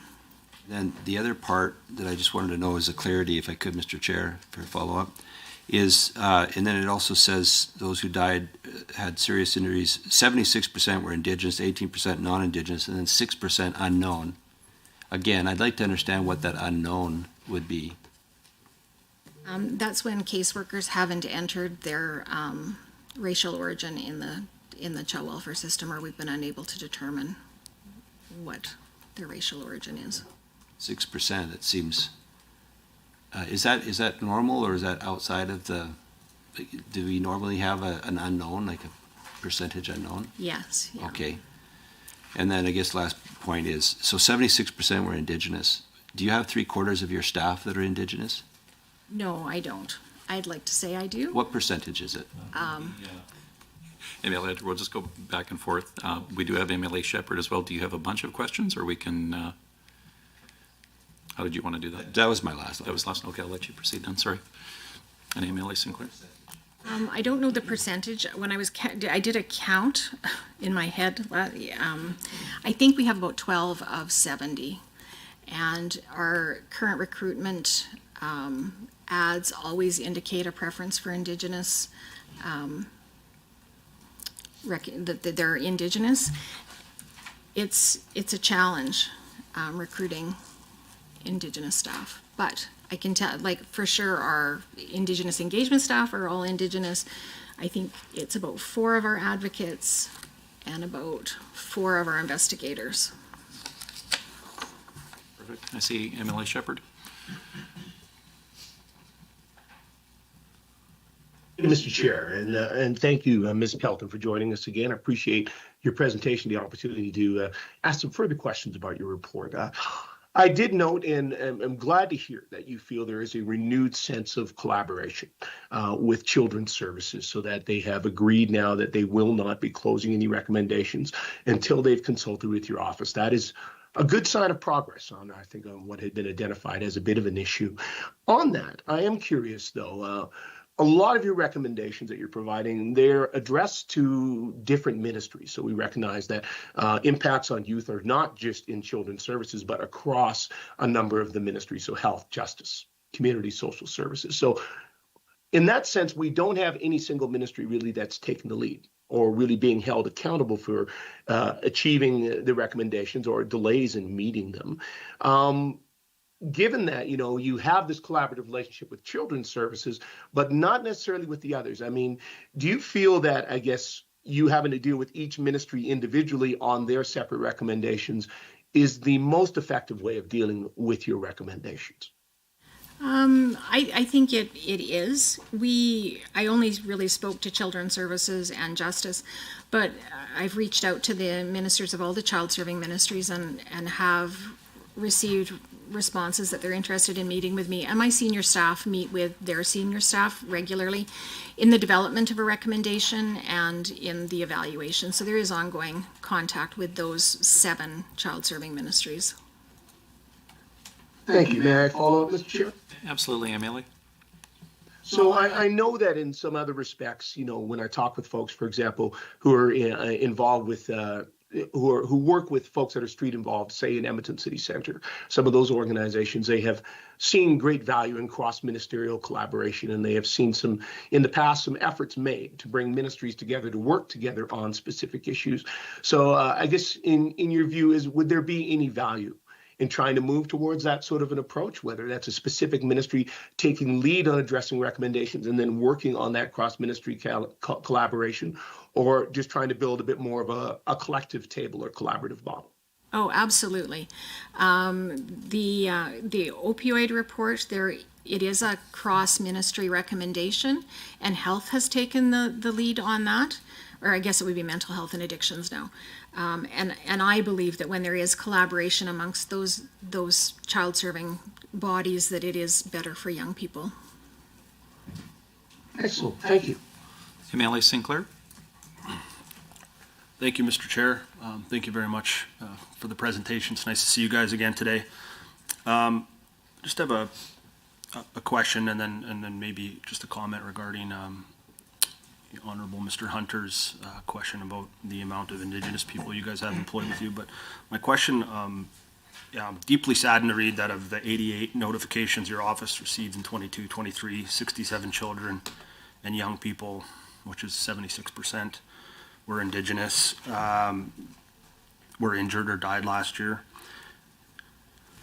If you could maybe explain briefly how your office can explain this high number of death increases in this demographic and then more to the point of my colleague's question is 76% of the kids that were injured were Indigenous, but my other colleague here just gave me the math on your rough estimate, and 17% is roughly how many Indigenous people you have employed in your ministry. And I don't mean this in a negative way as possible. I think I speak to this quite frequently straight across the board, but I think just because this one is so disproportionately affected, it's more important that we examine our hiring practices possibly, or if you could speak to that maybe on what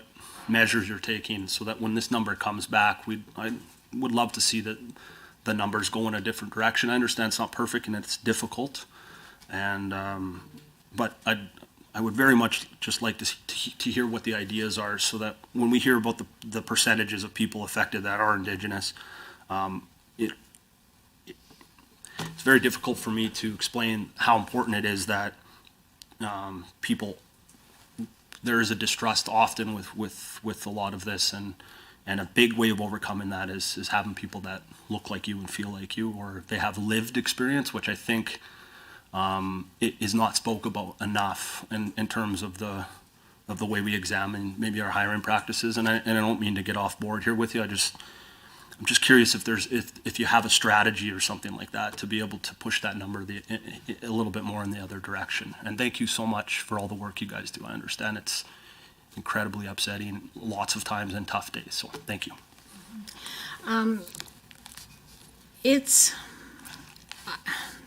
I don't think we can talk enough about intergenerational trauma and how young people that come from families where they've been impacted by residential schools and colonization are still recovering. And our knowledge keeper tells me it's a process. It's going to take a long time. We're just starting. What we are doing is certainly every competition where we hire staff, we have a preference for Indigenous people. And then those that work with us, because I wish it was so that I had 76% of my staff, or even 60%, because it's 60% that serve young people who are receiving advocacy or legal representation. So the young people who are receiving daily services one-to-one.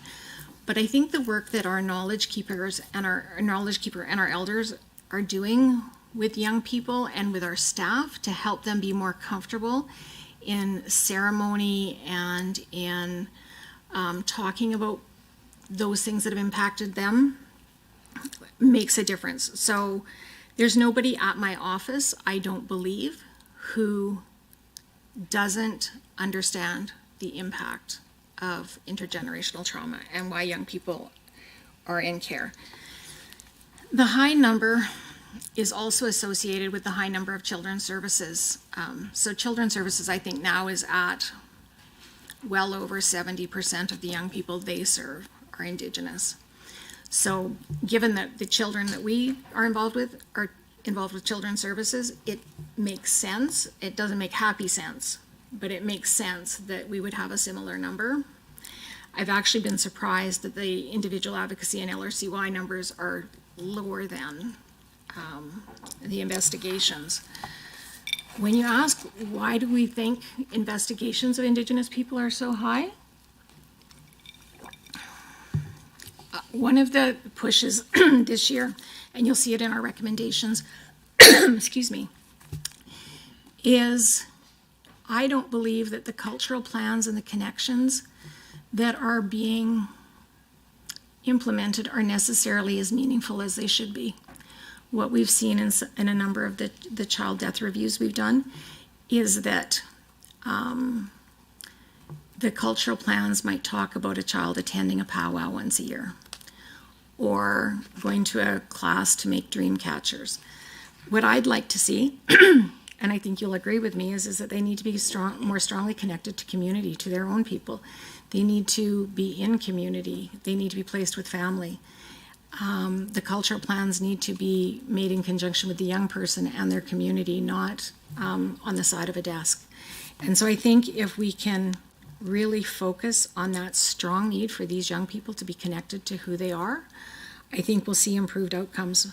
But if we are moving in a direction where those young people aren't being supported to be connected to their family and community and their own identity, we'll continue to see a very sad trajectory. Do you have a follow-up, Emily Sinclair? Yeah, I'll be brief if that's okay, but just, I appreciate your answer, and I think the sincerity in what you guys do is real. I always just like to remind people that I hear this conversation so often about, and I appreciate people having a genuine interest and a sincere amount of compassion for my people's culture and trying to understand it. But again, I would just really like people to put in real practical measures to be able to try to find a way of recruiting more of our people, and having that way of connecting them to their community is by hiring people from their community. And no one's more aware of how difficult it is to find people for these positions. But like again, we can talk at a different time if you'd like, and I'd be happy to meet with you to discuss ways that we could again examine the human resources aspect of the hiring practices, so that we can. I agree. There's obviously we want competency and qualifications, but again, I really do believe in a lot of areas like this that lived experience needs to be measured in a way that's equitable to education. And obviously there's getting more people educated is tough, but I would, and I'm not taking that as a point of trying to jam something really hard to your department, just as something maybe to consider. And I'd be happy to try and be a part of somebody who would try helping with that, would advocate for a measure like that. Again, just so we can see those numbers. So often we passed legislation on the land acknowledgement recently, which is amazing, and I'm so proud of it. But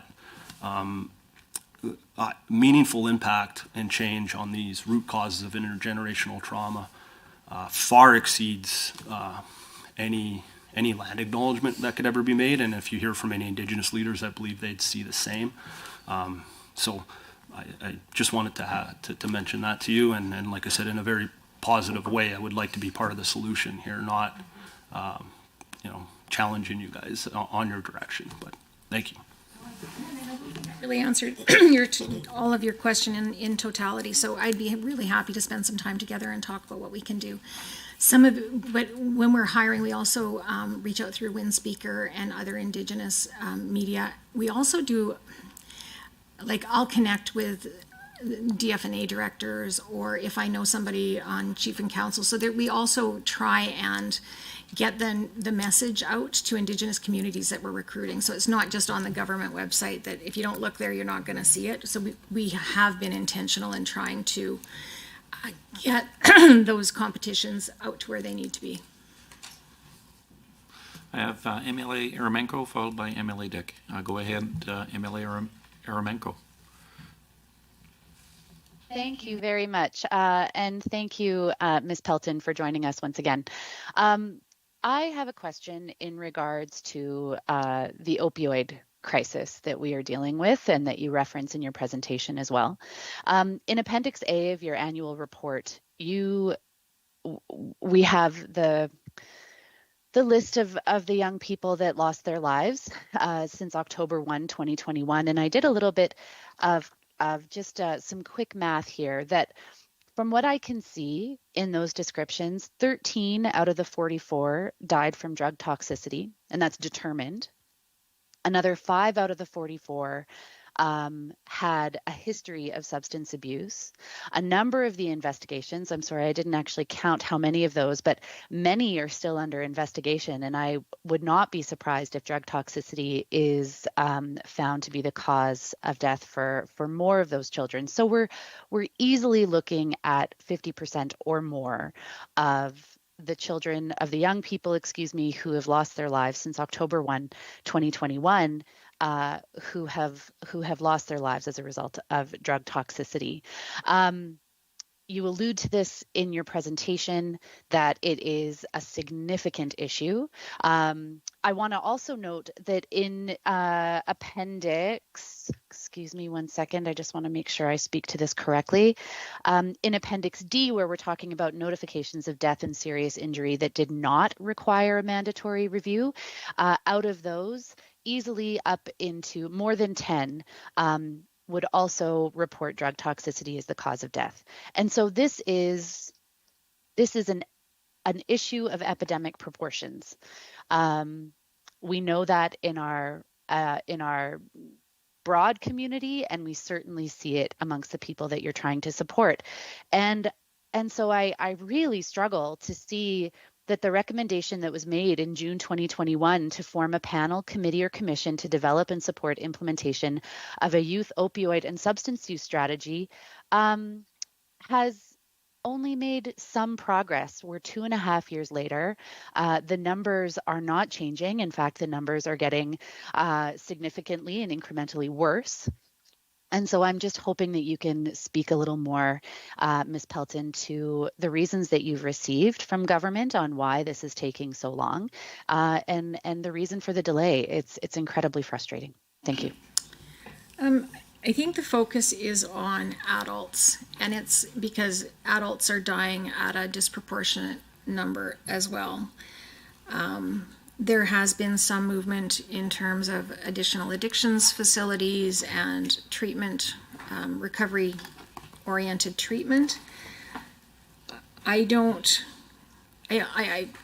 know why there hasn't been an uptake on a youth-specific strategy. I believe strongly that we really need to focus on youth. They're at a different developmental stage. It's distinct. They don't have the same kind of understanding of consequences when they undertake drug use. And I really think that it requires a spectrum of services from early intervention and prevention through to post recovery supports. We often see that young people who have been in addictions treatment get out of a residential facility and they do well for a little while, and then they might go to a party and they don't have the same tolerance that they had before they stopped using. And so it often results in a tragic outcome. So I will continue to call on government to really look at what we can do for young people under the age of 25, that they need different services and more intense. But we also have to start really, really young. These kids need to have education in elementary school about what drugs can do to harm them, and some of them are in homes where the drugs are being used, and so it's not a surprise to them. It's really about being upfront and honest and dealing with things in a very frank manner. Thank you. May I have a follow-up question? Yeah, absolutely. Thank you, Mr. Chair. It's in regards then, certainly related to mental health and addiction, that we know that mental health and addiction is a standalone ministry now and has been since the election in May. In your evaluation process, is there room to adapt those recommendations? I don't know. I would imagine that the recommendation was made in a period of time and that you wouldn't necessarily change the recommendation. But in the evaluation process and in that regular and iterative process of consultation with the ministry, how do you explicitly accommodate those ministerial changes, where once a recommendation was to the Ministry of Health, for example, in June 2021, there wasn't a Ministry of Mental Health and Addiction, a standalone ministry, but now there is. And so I'm just curious about where that kind of shift has been explicitly accommodated within your process. We really take the ministries have been good about letting us know where their parameters fall, and so they let us know that the Mental Health and Addictions is now responsible for this, and then we just carry on. So much similar, like when we started this, Children's and Family Services was Human Services, and so it changes, and we just try to adapt and go along. We have MLA Dick next, and if anybody still wants to keep asking questions, Renaud, you're next, and then Sweet. Excellent. Thank you, Chair. Thank you very much for coming again. I appreciate the work that you guys are doing. As a young father, there's always challenges to reading reports like this. So, there's many children that passed away, it sounds like, from various conditions, infections, complications, cancer, all really challenging things. I didn't see in the report how many children or youth were attributed to just a total amount of children who have died based upon medical conditions. Can you just provide some more information just on on how many of these deaths in this last year were due to medical conditions? Certainly. In 2020, so for the period of this annual report, 20 were medical deaths, 37 were accidental, and 21 of those were drug or alcohol related. 10 were suicides. There was 1 victim of violence. 6 were undetermined, so still waiting. 7 pending. So the 7 pending are the ones that we're waiting for, and the 6 undetermined, the ME has said that they don't know the cause. Can I have a follow-up here? And I remember just you said there's not too much we can do for the children necessarily if they are terminally ill. But what kind of process or follow-up? What services and supports does your office offer to the children who have various medical conditions, whether it's terminal or not? So we don't offer any services unless they're referred. Unless they're referred through individual advocacy. So if a family member, they also have to be receiving child intervention or youth justice services. So our mandate is limited to those young people. So we could help advocate for them to receive services if they weren't receiving them. If a family member called and said, you know what, Children's Services or SCSS isn't helping us get the services we need to support our young person, then we would assign an advocate to work with that family to advocate for that with the system. Thank you. MLA Renault? I just have a couple of questions around of campus-based care. So I'm just referring to page 15. So when youth are in campus-based care, these are youth obviously that are in need of intensive supports. So I note on page 15 there are 69, 69 are in campus-based care. So of those 69,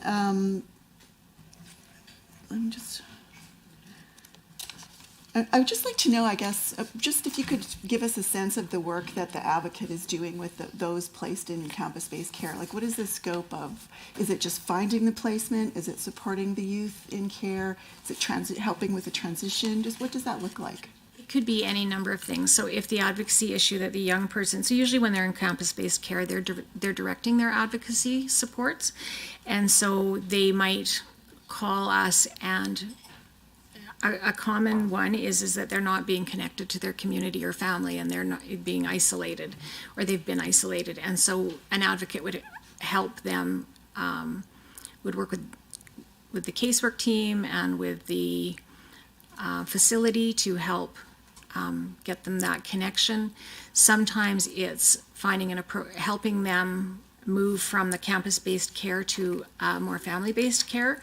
So sometimes young people are left in campus-based care too long and they want to move to a family, or they want to move somewhere closer to their community. It could be something as simple as, and I don't even want to say simple because these kids all have such complex needs, that they're not getting their recreation fund.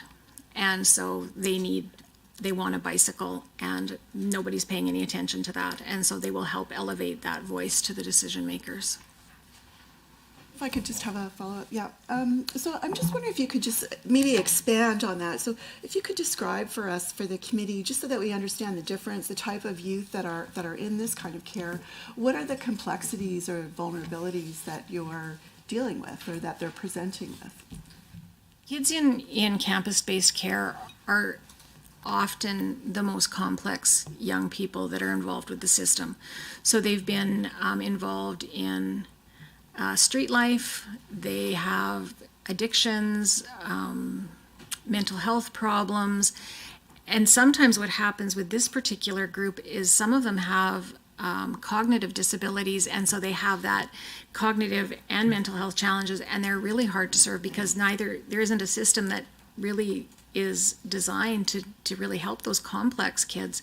And so these, I wouldn't want to say that they're the toughest, but they certainly are very challenging. MLA Sweet? Thank you, Mr. Chair.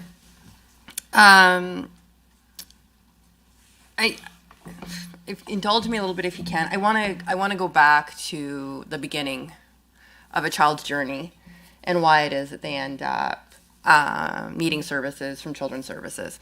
I think we talk, I mean, the components of the reviews and the recommendations around children's death and services is an important conversation. But my belief, coming from working in children's services for a long time, is that the focus should be how do we prevent kids from coming into care. And so I saw one of your recommendations was being able to have a cross-ministerial group do a recommendation on that joint collaboration. And so I'm curious as to sort of where that's at in the sense of being able to get recommendations from, or your recommendations in a more global context around the social determinants of health. So we know that when the economy is not doing well, stressors in families increase, which then contributes to domestic violence, which contributes to quality of care for children. We know that when families can't access housing, people are not able to leave domestic violence, or they don't have a safe place for their children to grow up, daycares, access to schooling, access to healthcare and having a family doctor and or specialist, all of those social determinants of health that when you wrapped around a family create success. And I think when we see continuous cuts to programs that support those sorts of things, that increases the stressors on families, which then contributes to the increase of children coming into care. And so I'm looking at the Ministry of Health, Education, Children's Services, Community and Social Services, and Justice and Solicitor General should develop and publicly report on a coordinated action plan to address service gaps for young people with complex needs while long-term initiatives are being developed. I would also say, in regards to how do we support families and young children coming into care. It's one thing to address youth and how do we ensure that youth are successful in transitioning. But if we can stop kids coming into care, then that down the river component of having to address complex needs of youth may decrease. So I'm just wondering if you can explain sort of what that long-term initiative would look like, and is there an opportunity to maybe include how do we prevent kids from coming into care? Well, that's a tough question. And I think it's been revisited for years. I really think that we have to start helping families and supporting them to keep their kids at home. And I think one of the things that I believe is important is that when a family or a parent calls for help, that they get the help they need, that they're not referred somewhere else, even if it's a matter of helping walk them through the next steps. I am concerned about the current process for how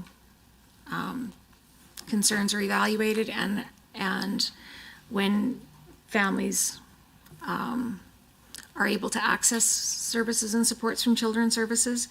My understanding is that currently it's really focused on harm and not necessarily early intervention and protection. So we're keeping a close eye on that because I do think that I was also a child welfare worker for a long time, and I agree that if you don't help families to be successful and give them what they need, you are going to end up with more kids in care. And when they come into care, they're going to be more complex. So I agree 100%. I don't know what the long-term initiative is. I think all I can do is keep talking and identifying when a young person has those kind of issues and elevating that in the reports. So we're changing how we're doing the reporting of child death and serious injury in this past year. So you'll see it in next year's annual report. So in 2018, there was amendments to the Child Youth Advocate Act after the Ministerial Panel on Child Intervention, which gave us the mandate that any open child welfare file or within 2 years, if a young person died, we had to do a public report. Prior to that, the advocate determined whether systemic issues were present and could release a report.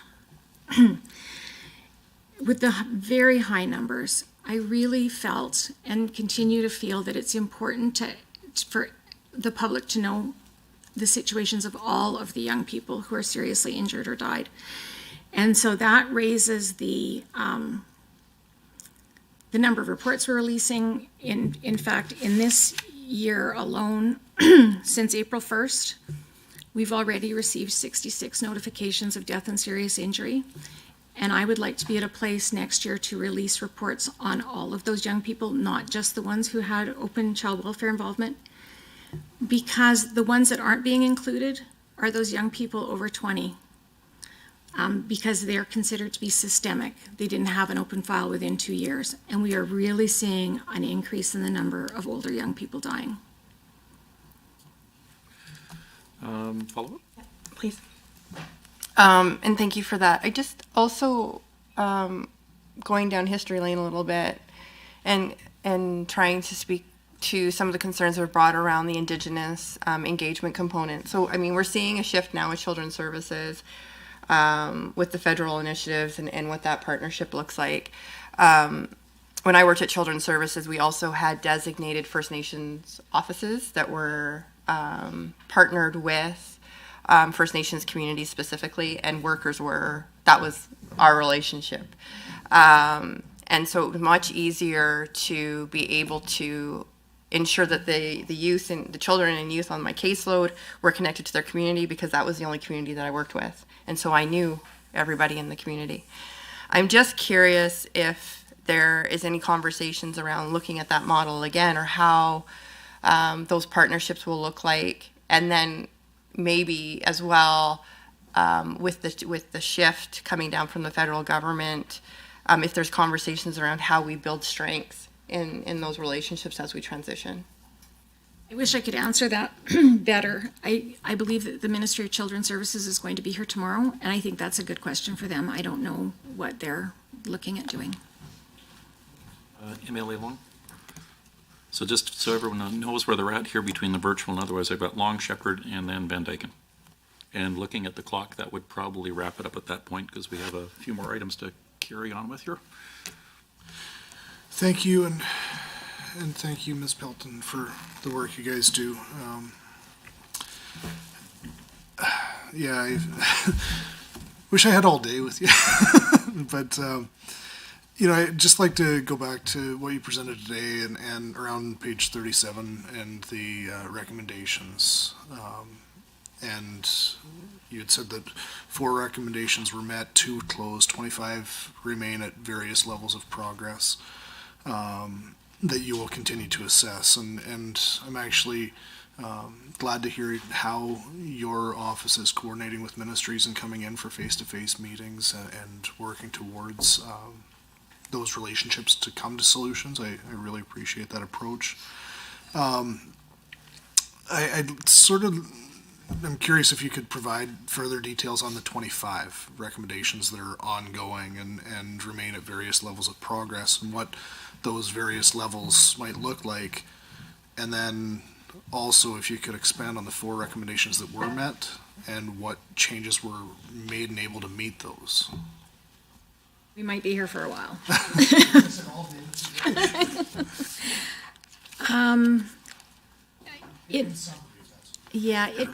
If I could provide a written response on the 25, that would be helpful, because I can't really summarize them very quickly. I can talk about, we assess them at being either at no progress, some progress, significant progress, or met.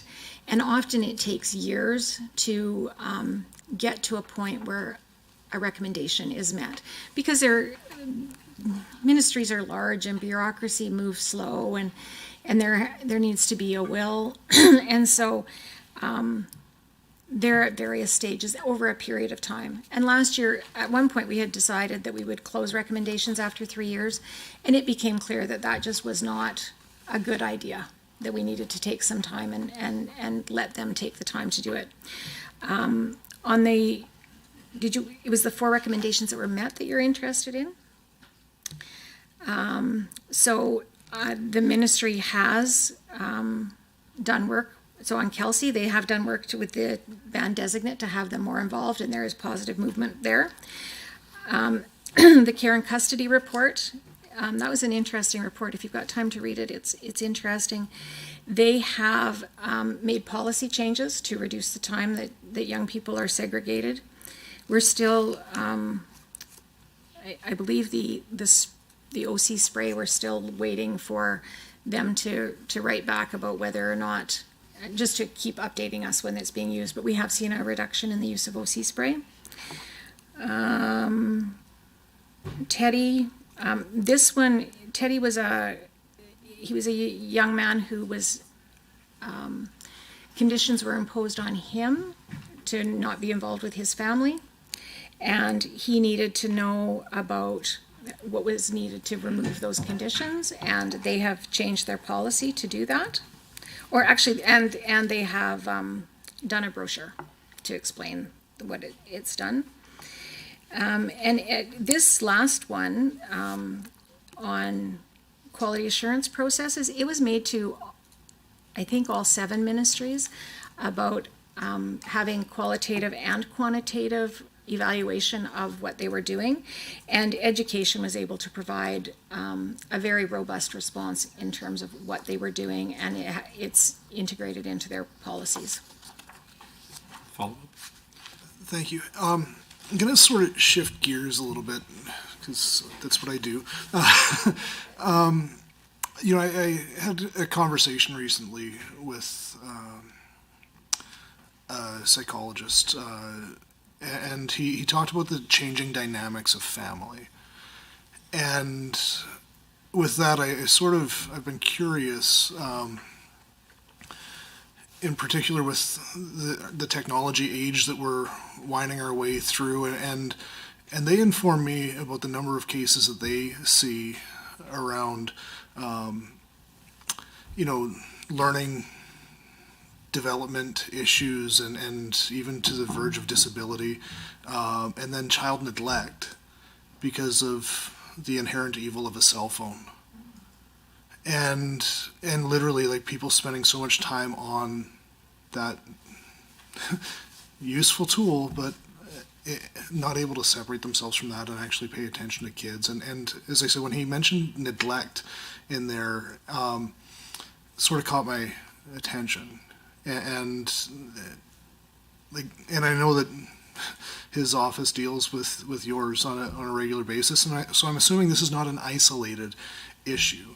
And so I'm just curious if there are communication strategies that your office would be involved, I'm assuming with the health ministry and for new parents and young parents, around issues like that we might not even be aware of broadly in society.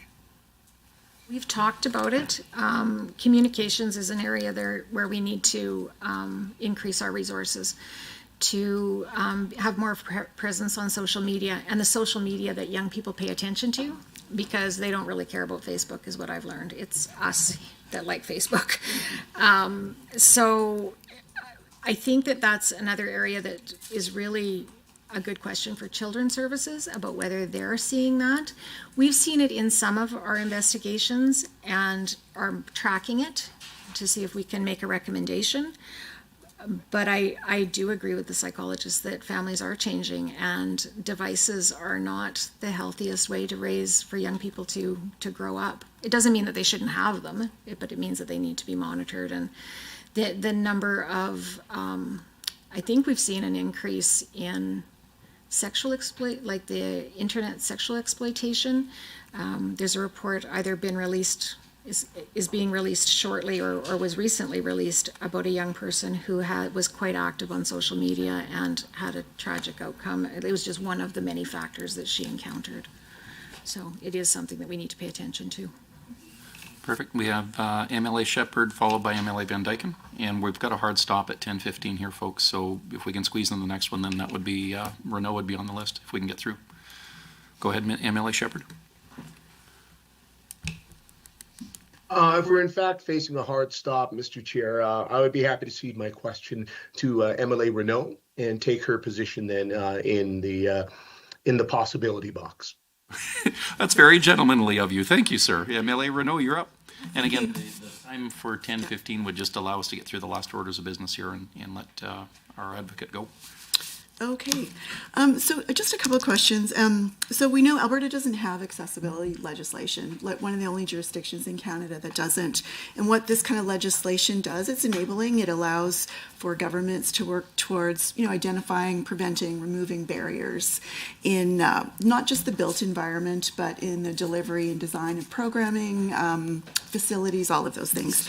Anyway, so I did note in your report, and I'm looking forward to seeing that report, the specific report coming out in, I think you said the beginning of January now, around children with disabilities.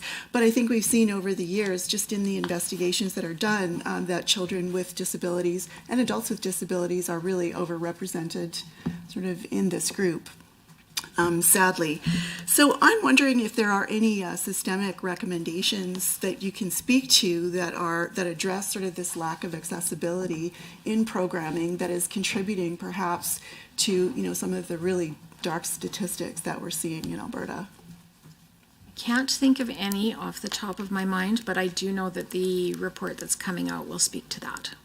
And we haven't, because disabilities falls outside of my mandate, unless they're involved with child intervention or youth justice, we haven't focused on that. Kim, do you know if there's any?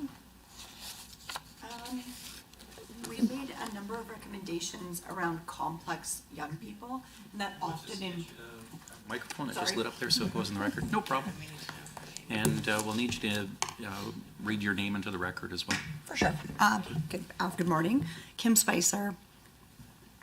We've made a number of recommendations that speak to the complexity of young people and specifically talking about cognitive challenges for young people, so sort of the hidden disability.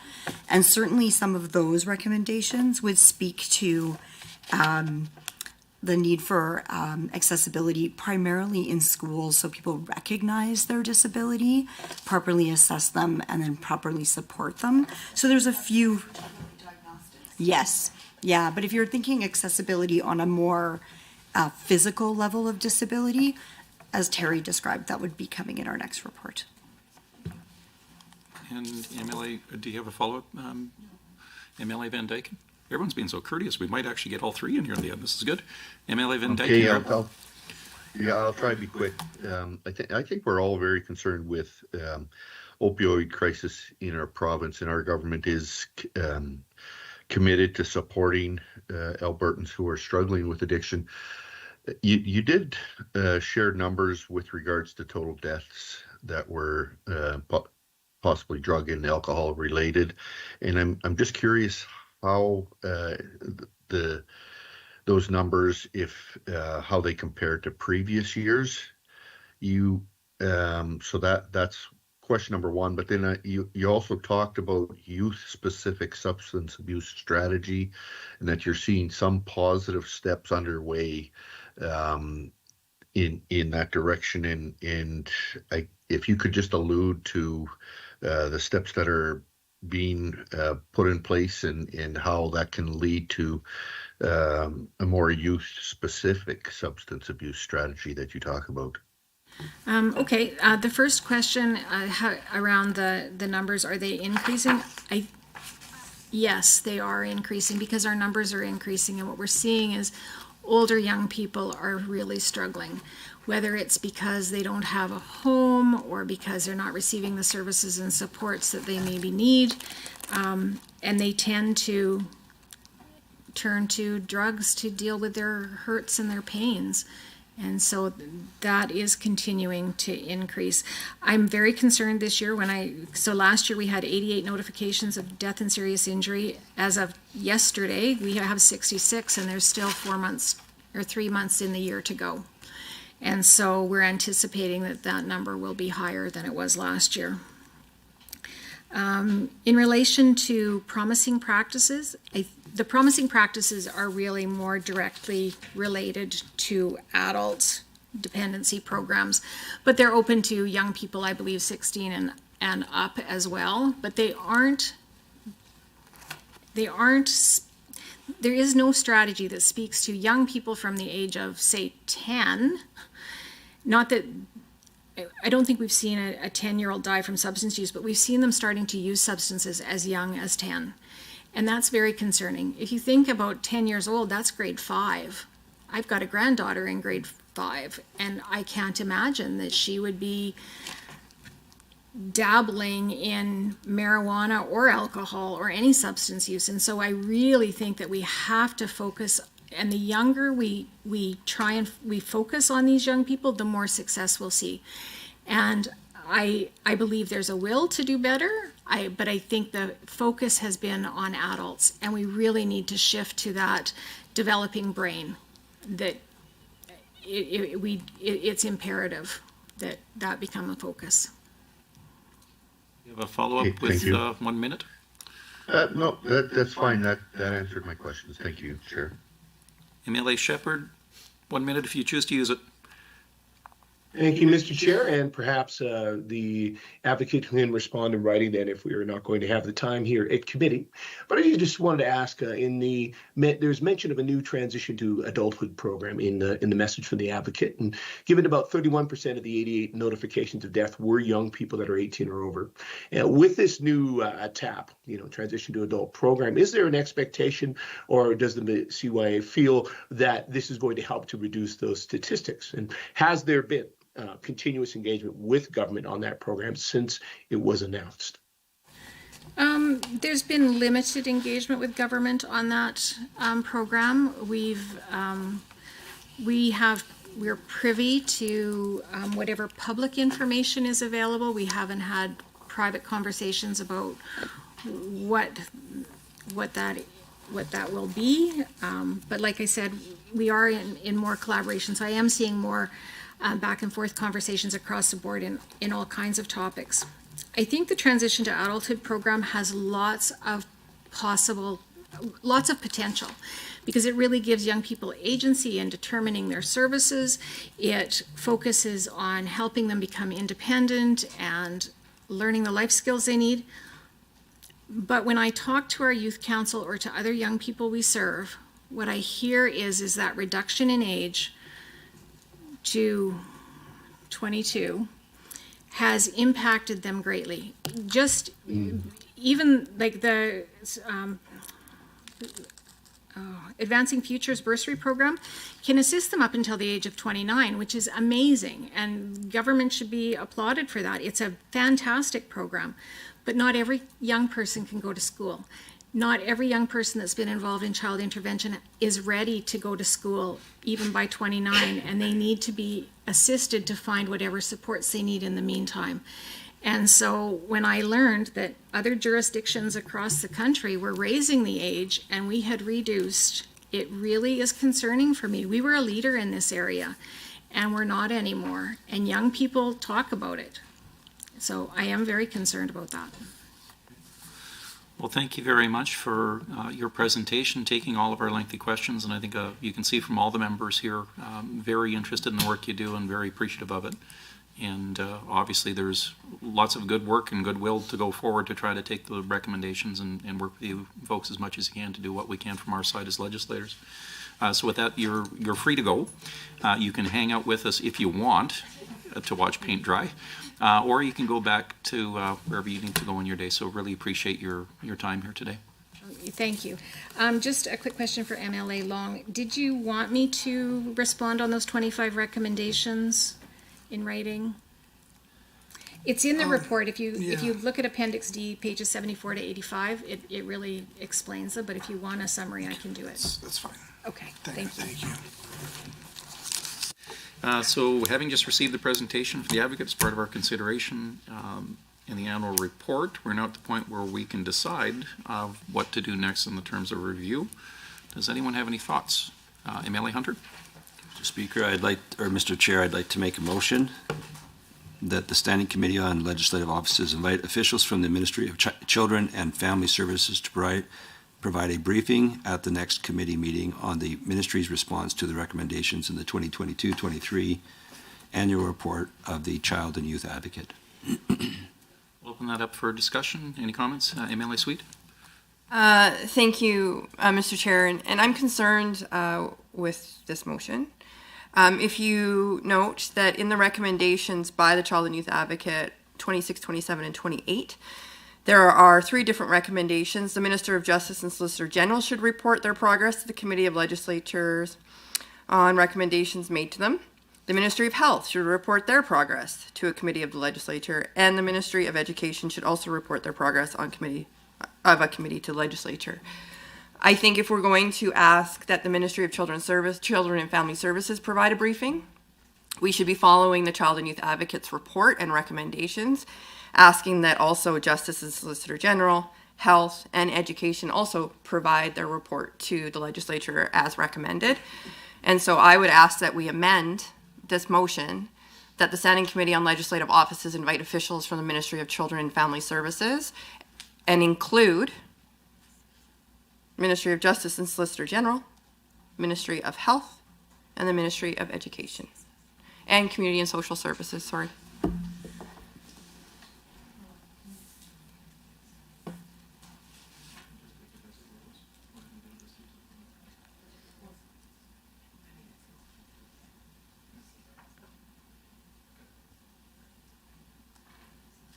It's a good thing that it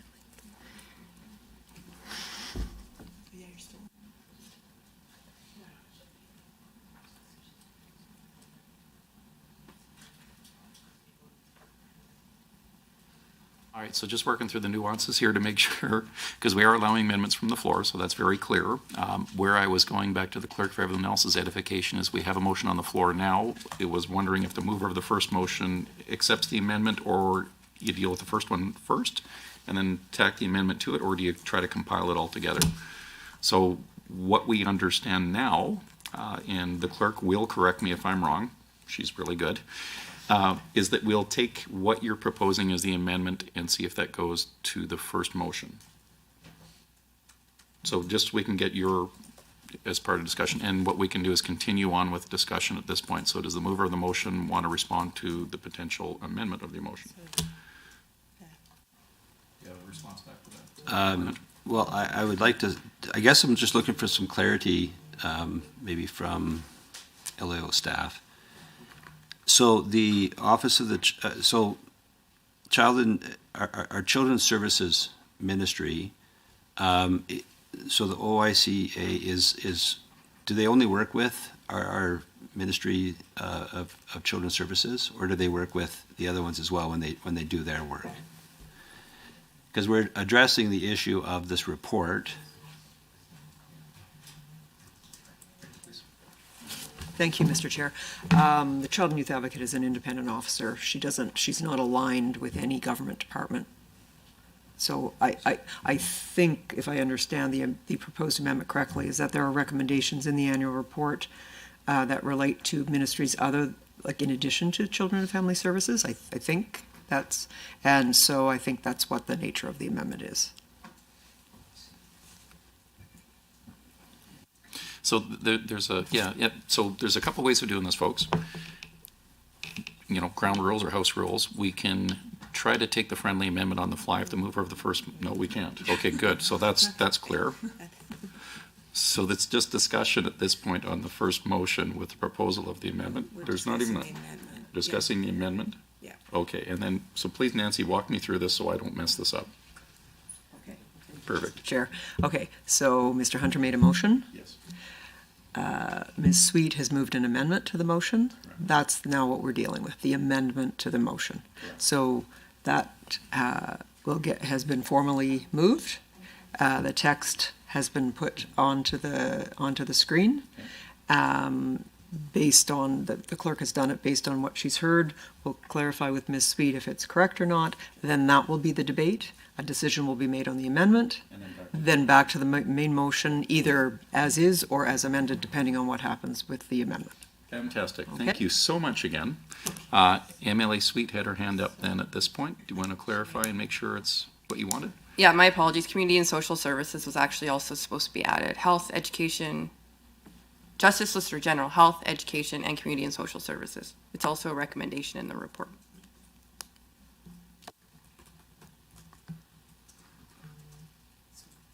And with Nancy's clarification, now we're back on the amendment to the motion. The proposed amendment, yeah. Okay. So now we're opening up for discussion on the amendment of the motion, or the amendment to be added potentially to the motion. So I can provide more rationale. Sure, yeah, if you wish. Yeah, so just to provide more rationale, I mean, the whole intention of the annual report of this committee right now is to review the 2022-2023 annual report of Children and the Youth Advocate. It is clear in the report that recommendations have been made, that those following ministries provide an update to a legislative committee, which would be this committee as it relates to the report. I am just following the recommendations as laid out in the report and encouraging all members of the committee to follow the recommendations. In addition to that, as I had indicated earlier, the best way to prevent children from coming into care is to ensure that all ministries are working in collaboration and providing the best services to Albertans, so that the factors that tend to bring children into care are minimized and Albertans are supported in a way they can. And I feel that the ministries can update us on how that work is being done.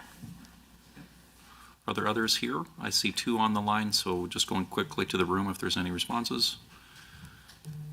Seeing none, I'll go to, looks like MLA Shepherd was first here according to the little screensaver that we have. Awesome. Thank you, Mr. Chair. I'll be brief. I just want to note that we've had a number of members certainly including some from the government side today, who have spoken at length about the importance of doing due diligence, whether that's looking at the budgets of the officers of the legislature, whether I think looking at the recommendations of the officers of the legislature. I think that should be true. So absolutely then, if we are going to go into scrutiny on the budgets, we should go into equal scrutiny on ensuring that we are supporting the officers in their recommendations to government, and indeed in hearing from these areas of government on the concerns that have been raised and their progress on it. So I support this amendment. Okay, thank you. And MLA Eremenko, and then followed by MLA Hunter. Now, folks, we are encroaching here towards the 10:30 stop that we had for the meeting. If we can make this quick, and then I'll have to ask if we can wrap this up by the time, or we'll have to look at an extension. So really succinct, folks. Yeah, you bet. Thank you, Mr. Chair. I just want to voice my support for this amendment as well. Excuse me, my colleague Member Sweet has already alluded to why I think it is important. Right now, these recommendations that were made in March 2022 are said to be ongoing with some progress. And per the definition of the OCYA, some progress means that significant actions are needed to be completed before the recommendation is actually met. This is the time. The recommendation is to advise 5 ministries individually to report to a committee of the legislature as far as their progress that they have made toward achieving the recommendations made by the Child and Youth Advocate. This is exactly what the mandate of this particular ask is for, and so I can't support it enough. To the member opposite, I realize I'm on the phone. However, but to Honourable Member Hunter, he'd asked about whether or not Children's Services is the only ministry required. They are not. The advocate may make recommendations. I'm reading from their report here that the recommendations may be made to any public body whose policies, practices, and procedures impact the lives of young people. So this is absolutely salient and germane, and I support it wholeheartedly. Thank you. Okay, thank you. And Emily Hunter, wave. Okay, with that in consideration of time, I'm ready to put the question on the amendment to the motion. All those in favor, please say aye. Aye. Opposed? No. On the phone or video, those in favor? Aye. Opposed? Opposed. Okay, I think it's been, we're going to go back to recorded vote. Okay, and we're running short on time here, folks, so maybe right now, considering we've only got a couple of minutes to do a recorded vote, etc., 10-minute extension, would that work for everybody? Yep, again, just putting it back. So unanimous vote for 10-minute extension to get through this next part? Let's do it this way. All those opposed say no. Perfect. Okay, we'll put a 10-minute extension on the clock. So those in the room. Favor, or those opposed to the amendment to the motion? In favor. Those in favor of the amendment to the motion, please raise your hands. Thank you, Mr. Chair. I have Ms. Sweet and Ms. Renault. And those opposed in the room? Thank you, Mr. Chair. I have Mr. Long, Mr. Sinclair, the Honorable Mr. Hunter, and Mr. Dick. And we'll go to the video conference. Those in favor, raise your hand, please. In favor, Mr. Chair. And I'm sorry, I'm not sure if I'm waiting for my name to be called. Thank you. Ms. Eremenko, are you voting in favor or against? In favor. Okay. And Mr. Chair, I also see Mr. Van Dyken. Opposed. And you read Shepherd in too? Yes, yeah, he was verbal, so. Okay, good.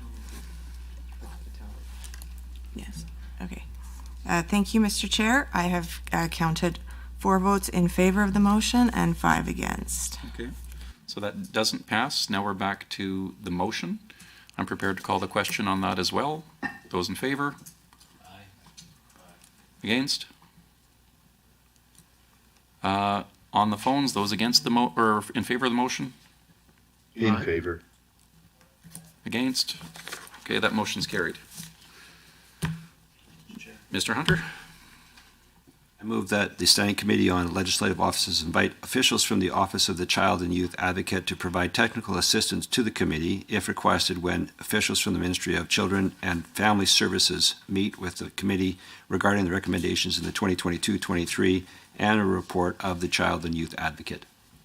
Okay, having heard the motion, open that up for discussion. Seeing none, hearing none. Those in favor of the motion, please say aye. Any against? On the video conference, those in favor? In favor. Aye. And any against? Hearing none, motion carried. Any other items? Going once, twice? Okay, well, thank you very much for that. Proposed next meeting date is tomorrow at 11 a.m. Would any member wish to move to adjourn this meeting? MLA Long? Those in favor? Opposed? Video? In favor. Motion carried. Thank you very much, everybody. And we didn't need the time extension. Holy crow, well done. We'll see you tomorrow at 11. Thank you.